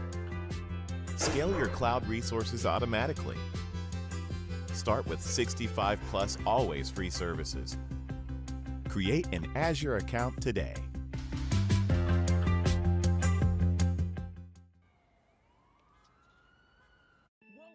Hi everyone, Aaron here for Zolotech, and today Apple released iOS 26.2 to the public. iOS 26.2 is available around the world at the same time for everyone on all iOS 26 supported devices. If you're not seeing the update, you can find it by going into your settings, going to General, and then Software Update. If you're still not seeing it, you can either pull down to refresh or go back, then go back to Software Update and you should see it here. Now this update does include many new features and changes as well as bug fixes and more, so if you want to jump to any specific part of the video, be sure to check out the chapters in the description below. Now the first new thing has to do with liquid glass. Apple is adding more customization, and that has to do with the lock screen in particular. If we pull down, go to the lock screen, press and hold, then we go to customize our wallpaper or lock screen here, tap on the clock, you can see we can of course adjust the overall size, but now at the bottom we have an all new slider to adjust the overall liquid glass opacity. So you'll see we can make it completely transparent like liquid glass or make it more frosted glass. So we can change this however we'd like, go through different variants here and change it to match whatever color we'd like and the overall size as well, just like we could before. So a lot more customization here, and there's more changes throughout when it comes to the animations. So on the home screen, if we press and hold and then tap the edit button, you'll see it sort of pops out now. So if we compare that with iOS 26.1, you'll see it just sort of pops out a little bit. If we go back, tap edit, press again, tap edit, and you'll see it pops out. So it's sort of more animated, more like what Apple showed off when they first introduced liquid glass at WWDC 2025. Also, if you go into your notification center, you'll see more liquid glass options when you have the clear button to clear everything out. If we go over into the Measure app, Apple has added more liquid glass here with the level. If we go into the level, you'll see that we now have some bubbles that have refractions and reflections as we move them away. And then of course we can tilt it and change it just back and forth, and you can see that new liquid glass look throughout. So again, they're bringing this to more apps throughout the OS. Now if we go into the Music app, Apple's made a nice change where if you've maybe downloaded a song that has lyrics available and maybe you don't have an internet connection or maybe you're getting ready for a flight, you can now use lyrics offline. For example, this song is downloaded, I've got lyrics here, we can jump around in the song, maybe go to the next few songs, and you'll see that they'll work just like you would expect. So if we maybe go through here, you'll see lyrics are working like you would expect even though you're offline. So we have no internet connection, so let's go ahead and turn that back on, and there's also another change with playlists. If we go into our library, go to our playlists, and maybe we've created a playlist, the album artwork for that is now full screen compared to what it was before, where it was just sort of in a box before. So it's nice and large. Of course, you can customize this and change this however you'd like, and it fills up the entire screen. Now I have an Apple CarPlay device here. Let's go ahead and plug into it, and I'll show you a couple new changes within CarPlay itself. We'll give it a second to connect, and now we have CarPlay. Now the first thing that's changed has to do with your widgets. So if we slide over to our widget page, you'll see we have a couple more pages here. On the widget page, you can see that we have our clock. It's giving a suggestion of maybe opening Google Maps, but we can swipe up and down. You'll see some old photos there. If we swipe up and down here, we still again have our widget stack here, and you can see weather or anything else. If you have a wider display, you can have up to 3 different widgets across, again with widget stacks.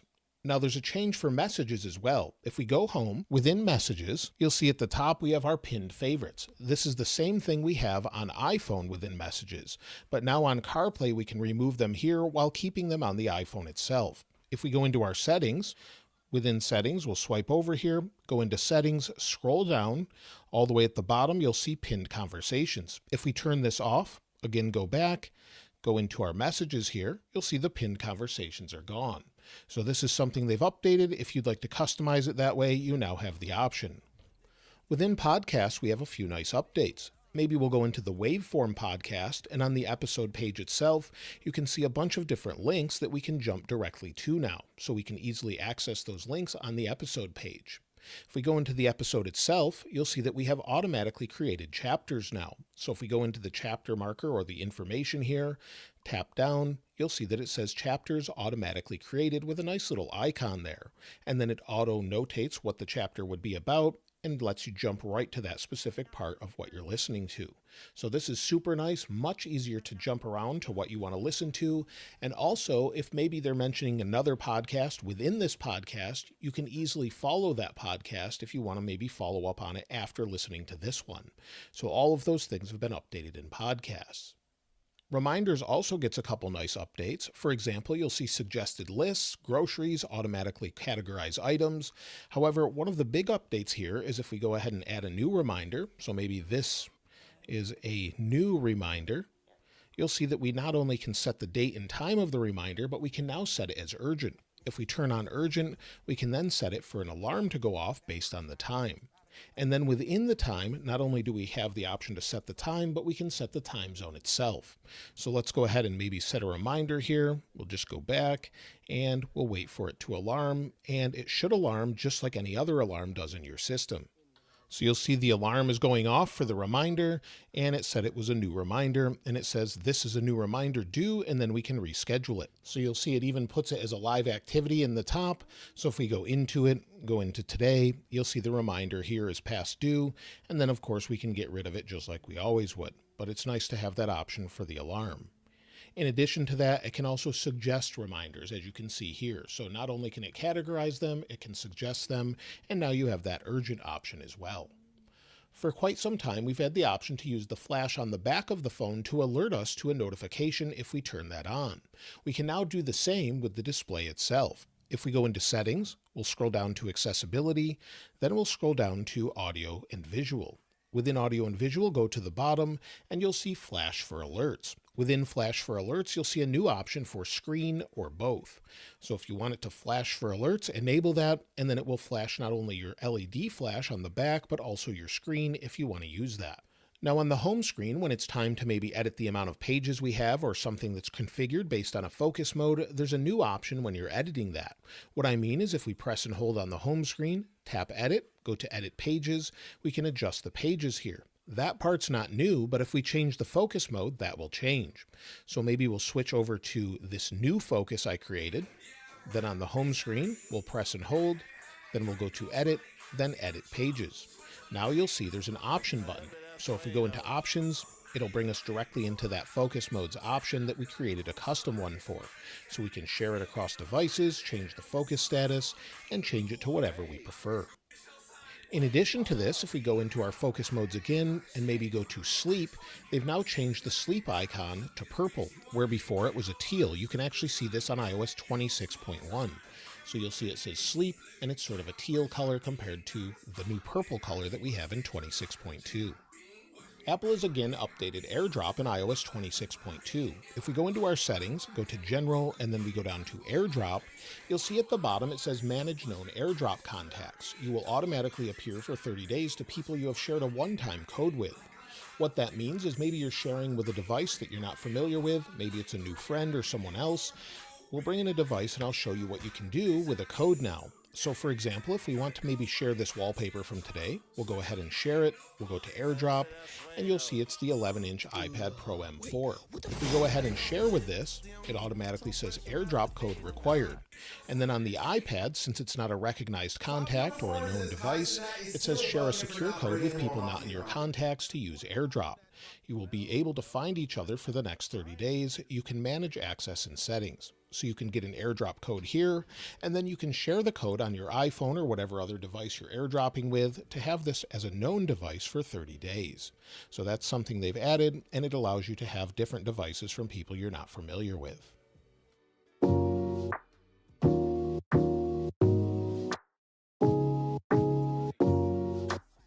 UC Uncensored is a series of conversation cards to help spark honest dialogue about living with ulcerative colitis, or UC, a form of IBD.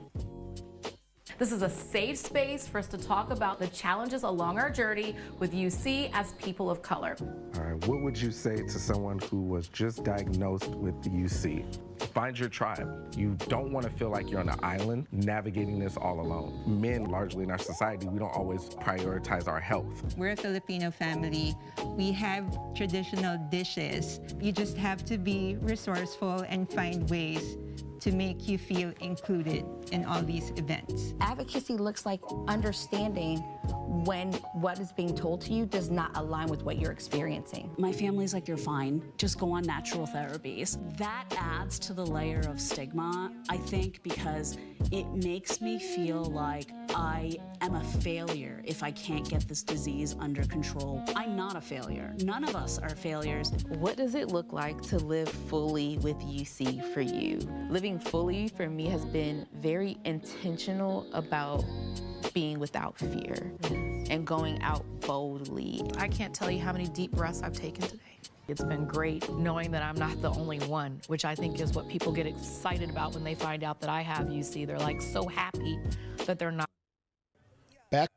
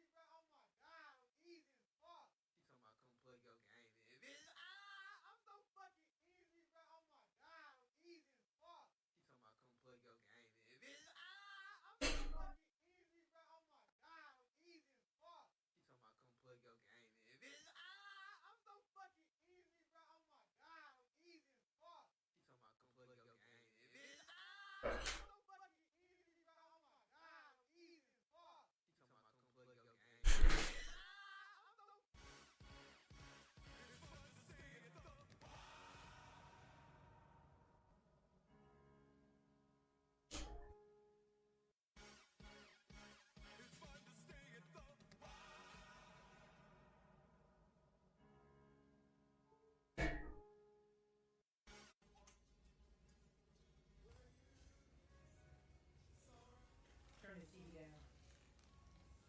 Get this stuff up off this floor. Fix your face. You hungry? Put some clothes on. They're gonna run to Popeyes real quick. And them shoes you were showing me last week, Show me how to get on the internet so I can get them for you.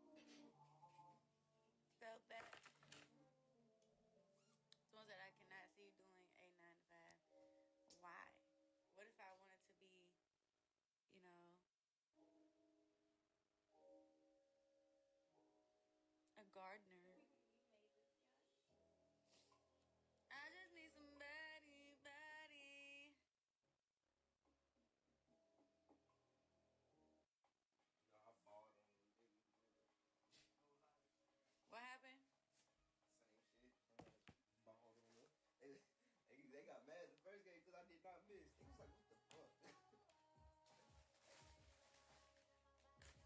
Being old folks at basketball is crazy. Do I see myself as a gardener? Oh yeah. Playing all the flowers you need. He coming in around 9:30. Just let it go deep. It's crazy. I made this and then went celibate.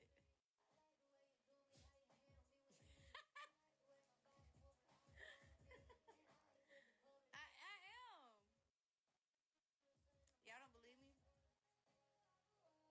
Why? I'm talking to both y'all. I don't know. I just feel like I know you. I made this album, the sex album, right? The album I just dropped. But I'm celibate. And he don't believe me.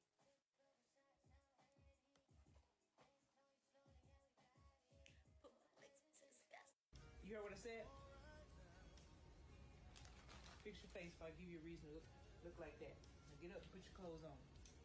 Get that stuff up off this floor. Are you a streamer with our? Yeah, my bitch bad. Yeah, she.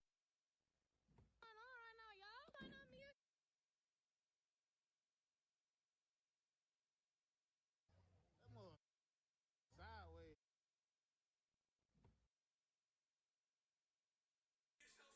Wait, hold on. Wait, hold on.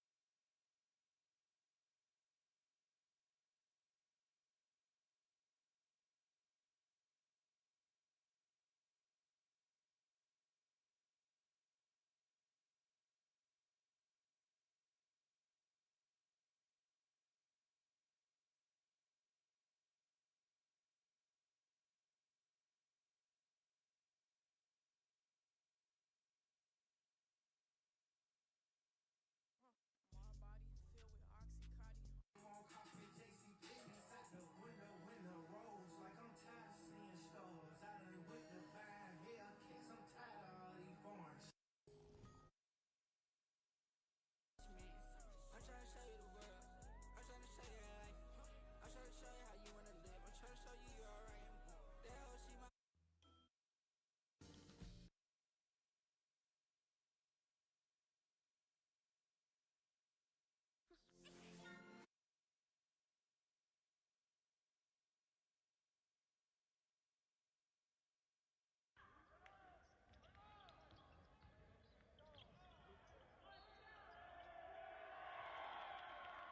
Anakin Skywalker is my favorite. What design? I swear I had to stay now. I start fucking all my money. I told them no more dummy pounds. We haven't finished stuff. If you decide to keep a double cup, then I can pump you up. Having Casey by the trunk, can't wait till I can dump a truck. Hey, pushing peas, I'm pushing pounds. I finally got my weight up. Like you gotta dump it down, shake like you're trying to cost enough. I travel. Thank you.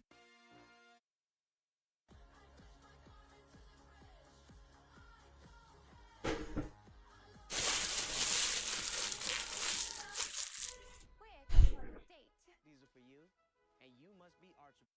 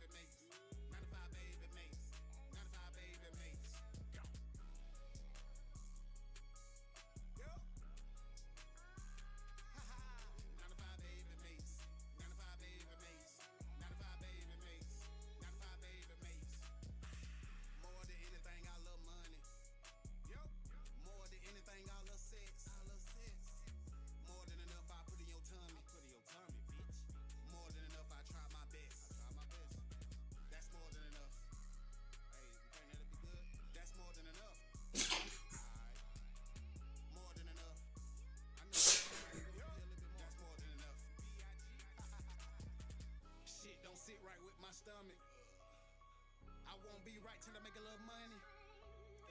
Switch up quick, fast, I do anything. Been here too long, probably gotta stay insane. So many headaches in my membrane.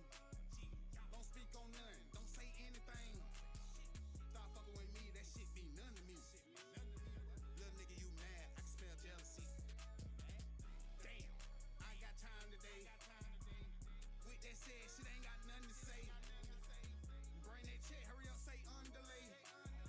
Okay, I'm off work, let's have fun today. More than anything, I love money. More than anything, I love sex. More than enough, I put in your tummy. Bitch. More than enough, I try my best. That's more than enough. Hey, you think that'll be good? That's more than enough. Alright. More than enough. I know, I'm just gonna give you a little bit more. That's more than enough. More than anything, I love money. More than anything, I love sex. More than enough, I put in your tummy. Bitch. More than enough, I try my best. That's more than enough. Hey, you think that'll be good? That's more than enough. Alright. More than enough. I know, I'm just gonna give you a little bit more. That's more than enough.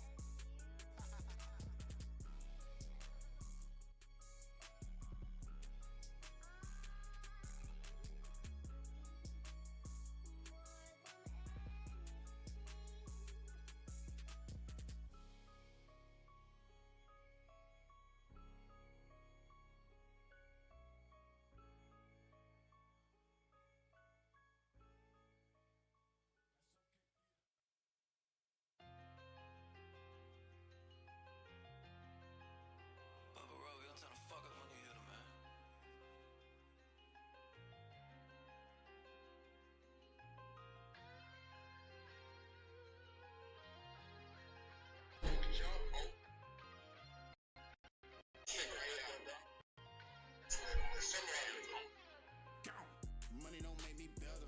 Money don't make me different. My face called good, whatever. You can't stop this pimping. With this chrome Beretta, I shoot like Scotty Pimpin'. Or did I forgot to mention? You niggas done got me heated. Money don't make me better. Money don't make me different. My face called good, whatever. You can't stop this pimping. With this chrome Beretta, I shoot like Scotty Pimpin'. Or did I forgot to mention? You niggas done got me heated. I know you can't stop me from doing what I wanna do. Learn a lesson. I know you can't stop me from doing what I wanna do. All these lessons. Shit done got me heated. I feel like Michael beat it. Shit bust wide open, I eat it. 12 on the highway speeding. Lost my twin, I'm griefing. Lost my friend, came to get that. Drink Bud Light, no six pack. I shoot my shot with a kickback. Money don't make me better. Money don't make me different. My face called good, wherever. You can't stop this pimping. With this chrome Beretta, I shoot like Scotty Pimpin'. Or did I forgot to mention? You niggas done got me heated. I know you can't stop me from doing what I wanna do. Learn a lesson. I know you can't stop me from doing what I wanna do. All these blessings. See, I take my blessings and run away with it. Not from the A, but I got a K with me. Nina on my side because she stay with me. Nina down the ride, oh don't play with me. Money don't make me better, money don't make me different. Whatever, you can't stop this pimping. With this chrome Beretta, I shoot like Scotty Pimpin'. Or did I forgot to mention? You niggas done got me heated. I know you can't stop me from doing what I wanna do. Learn a lesson. I know you can't stop me from doing what I wanna do. All these lessons.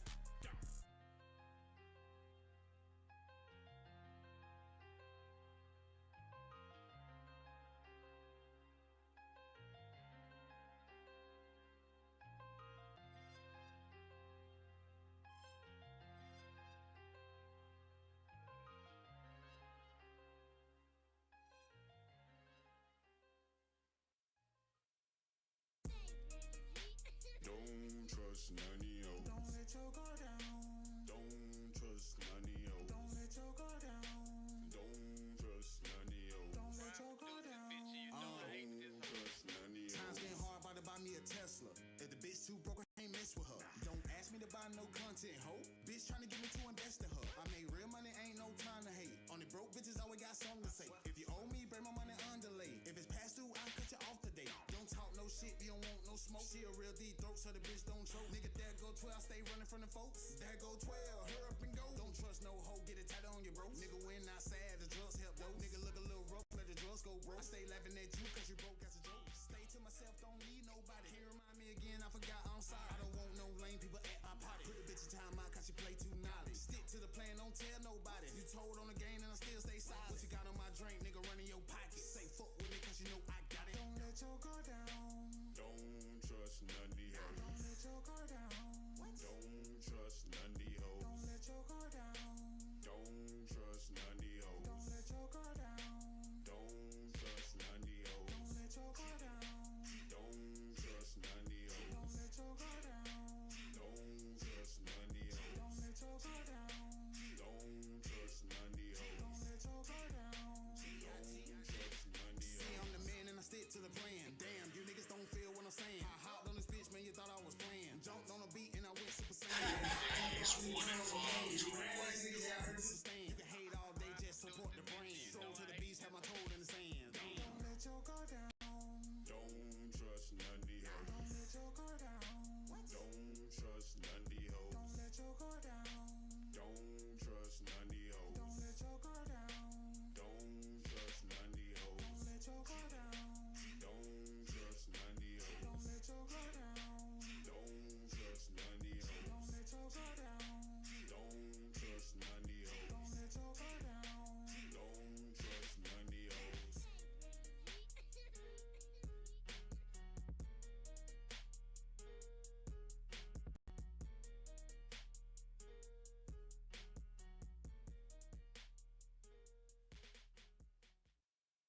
Little bitch, I'm done soon as I'm satisfied. I don't do no drugs, but my chain crystallized. When I'm hitting it from the back, you look me in my eyes. Don't speak on 187, did you classified? Little bitch, I'm done soon as I'm satisfied. I don't do no drugs, but my chain crystallized. When I'm hitting it from the back, you look me in my eyes. Don't speak on 187, did you classified? Road running like I'm in a race. Word don't hurt me, bitch, but say it to my face. Shit so sweet, I got a lawyer just to beat the case. Get this money, I've been traveling from state to state.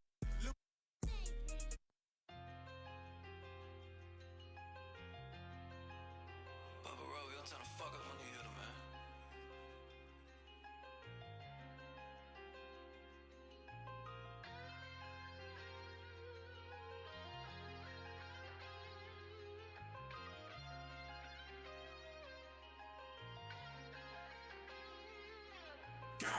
Money don't make me better.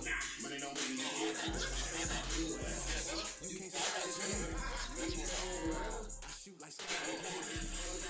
You niggas done got me here. Money don't make me better. Money don't make me different. My face called good wherever. You can't stop this pimping. With this chrome Beretta, I shoot like Scotty Pippen. Oh yeah, I forgot to mention. You niggas done got me here. See that can't stop me from doing what I wanna do. Learn a lesson. I know G can't stop me from doing what I wanna do. All these lessons. Shit done got me heated. I feel like Michael beat it. Shit bust wide open, I eat it. 12 on the highway speeding. Lost my twin on griefing. Lost my friend, came to get that. Drink Bud Light, no six pack. I shoot my shot or keep back. Money don't make me better. Money don't make me different. My face called good wherever. You can't stop this movement. I shoot like Scotty Pimpin'. Oh, did I forgot to mention? You niggas done got me heated. I know G can't stop me from doing what I wanna do. Learn a lesson. G can't stop me from doing what I wanna do. All Lexus and run away with it. Not from the A, but I got a K with me. Nina on my side because she stay with me. Nina down the ride, oh don't play with me. Money don't make me better, money don't make me different. My face on good wherever. You can't stop this Henry.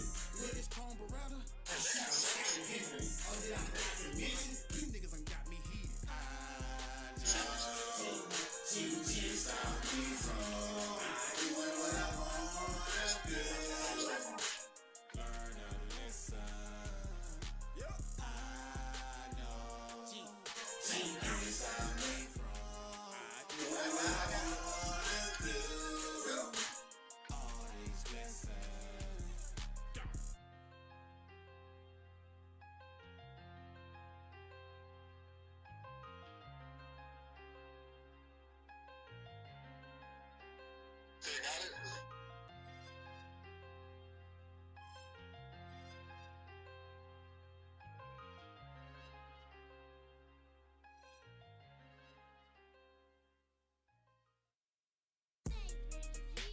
Don't trust none of yo. Don't let your guard down.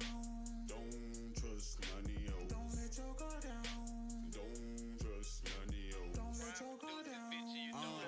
Trust none of yo. If the bitch too broke, can't mess with her. Don't ask me to buy no content, ho. Bitch tryna get to invest in her. I mean, real money ain't no time to hate. On broke bitches, always got something to say. If you owe me, bring my money underlay. If it's past due, I can talk to it. Don't talk no shit, you don't want no smoke. She a real deep throat, so the bitch don't choke. Nigga, there go 12, stay running from the folks. There go 12, don't trust no hoe, get it down, get broke. Nigga, we're not sad, the drugs help broke. Nigga, look a little rough, let the drugs go broke. Stay like an egg, cause you broke, that's a joke. Stay to myself, don't need nobody. Can't remind me again, I forgot I'm sorry. I don't want no lame people at my party. Put the bitch in time out, cause she play too knowledge. Stick to the plan, don't tell nobody. You told on the game and I still stay silent. What you got on my drink, nigga, run in your pocket. Say fuck with me, cause you know I got it. Don't let your guard down. Don't trust none of the hoes. Don't let your guard down. Don't trust none of the hoes. Don't let your guard down. Don't trust none of the hoes. Don't let your guard down. Don't trust none of the hoes. Don't let your guard down. Don't trust none of the hoes. Don't let your guard down. Don't trust none of the hoes. Don't let your guard down. Don't trust none of the hoes. Don't let your guard down. Damn, you niggas don't feel what I'm saying. I hopped on this bitch, man, you thought I was playing. Jumped on a beat and I went insane. Hop on the block and it turn on the van. You ran ass niggas, yeah, I heard you saying. Hey, y'all, bitch, yeah, so fuck the rain. Stroll to the beach, have a cold in the sand. Don't let your guard down. Don't trust none of the hoes. Don't let your guard down. Don't trust none of the hoes. Don't let your guard down. Don't trust none of the hoes. Don't let your guard down. Don't trust none of the hoes. Don't let your guard down. Don't trust none of the hoes. Don't let your guard down. Don't trust none of the hoes. Don't let your guard down. Don't trust none of the hoes. Don't let your guard down. Don't trust none of the hoes.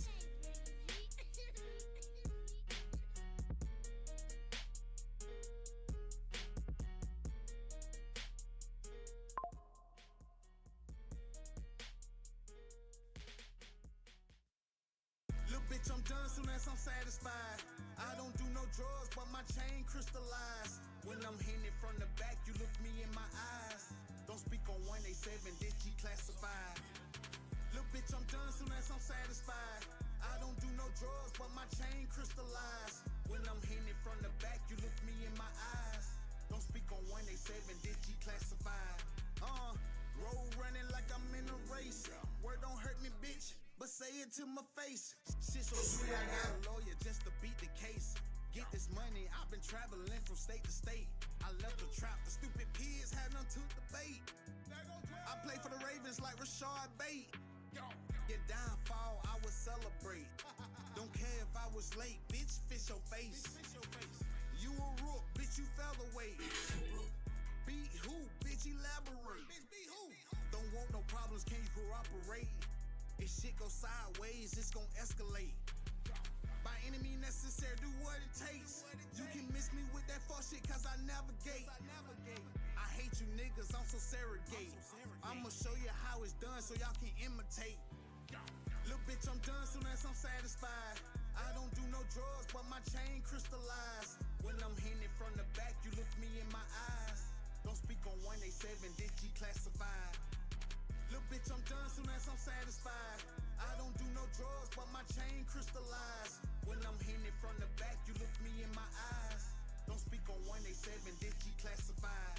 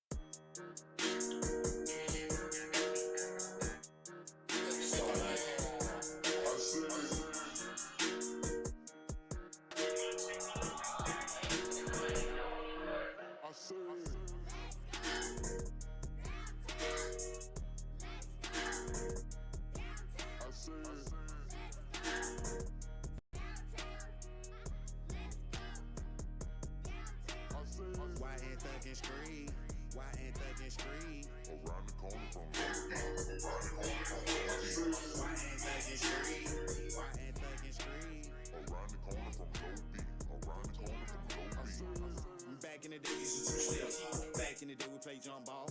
Wall to wall, monsters, still shit. Meet it with a gang, get it to them all. Had no words, had none at all. Badass kid wanna talk shit. My hand is tablets, so they can't draw. Kid out of school, some dumb shit.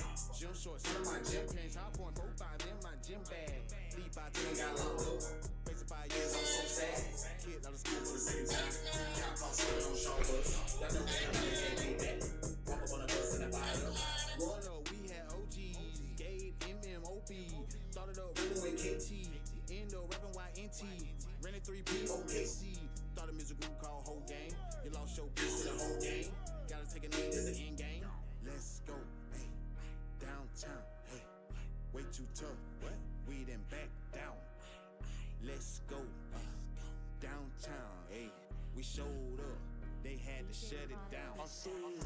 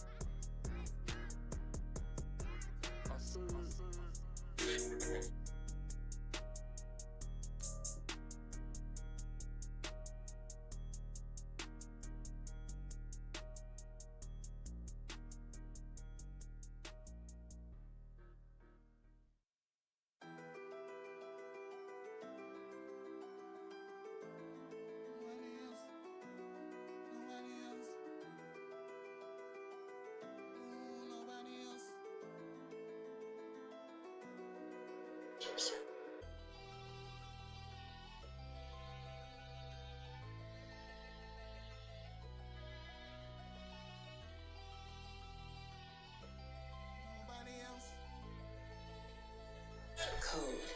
Shut out on the right time, oh baby, the night time. I be rubbing your body up in that grinding all over the dance floor. Girl, you really got me turned. Everybody like, oh, move your body so slow. I swear ain't nobody else like nighttime, oh baby, the night time. I be rubbing your body up in that grinding all over the dance floor. Girl, you really got me turned. Everybody like, oh.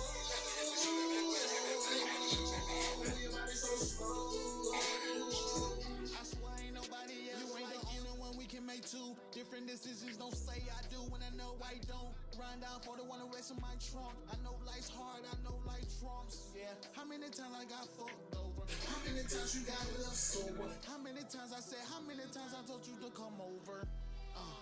The things that I do, another man won't try. You tell me you gon' ride and we both die. Red Bull give you wings so you could fly.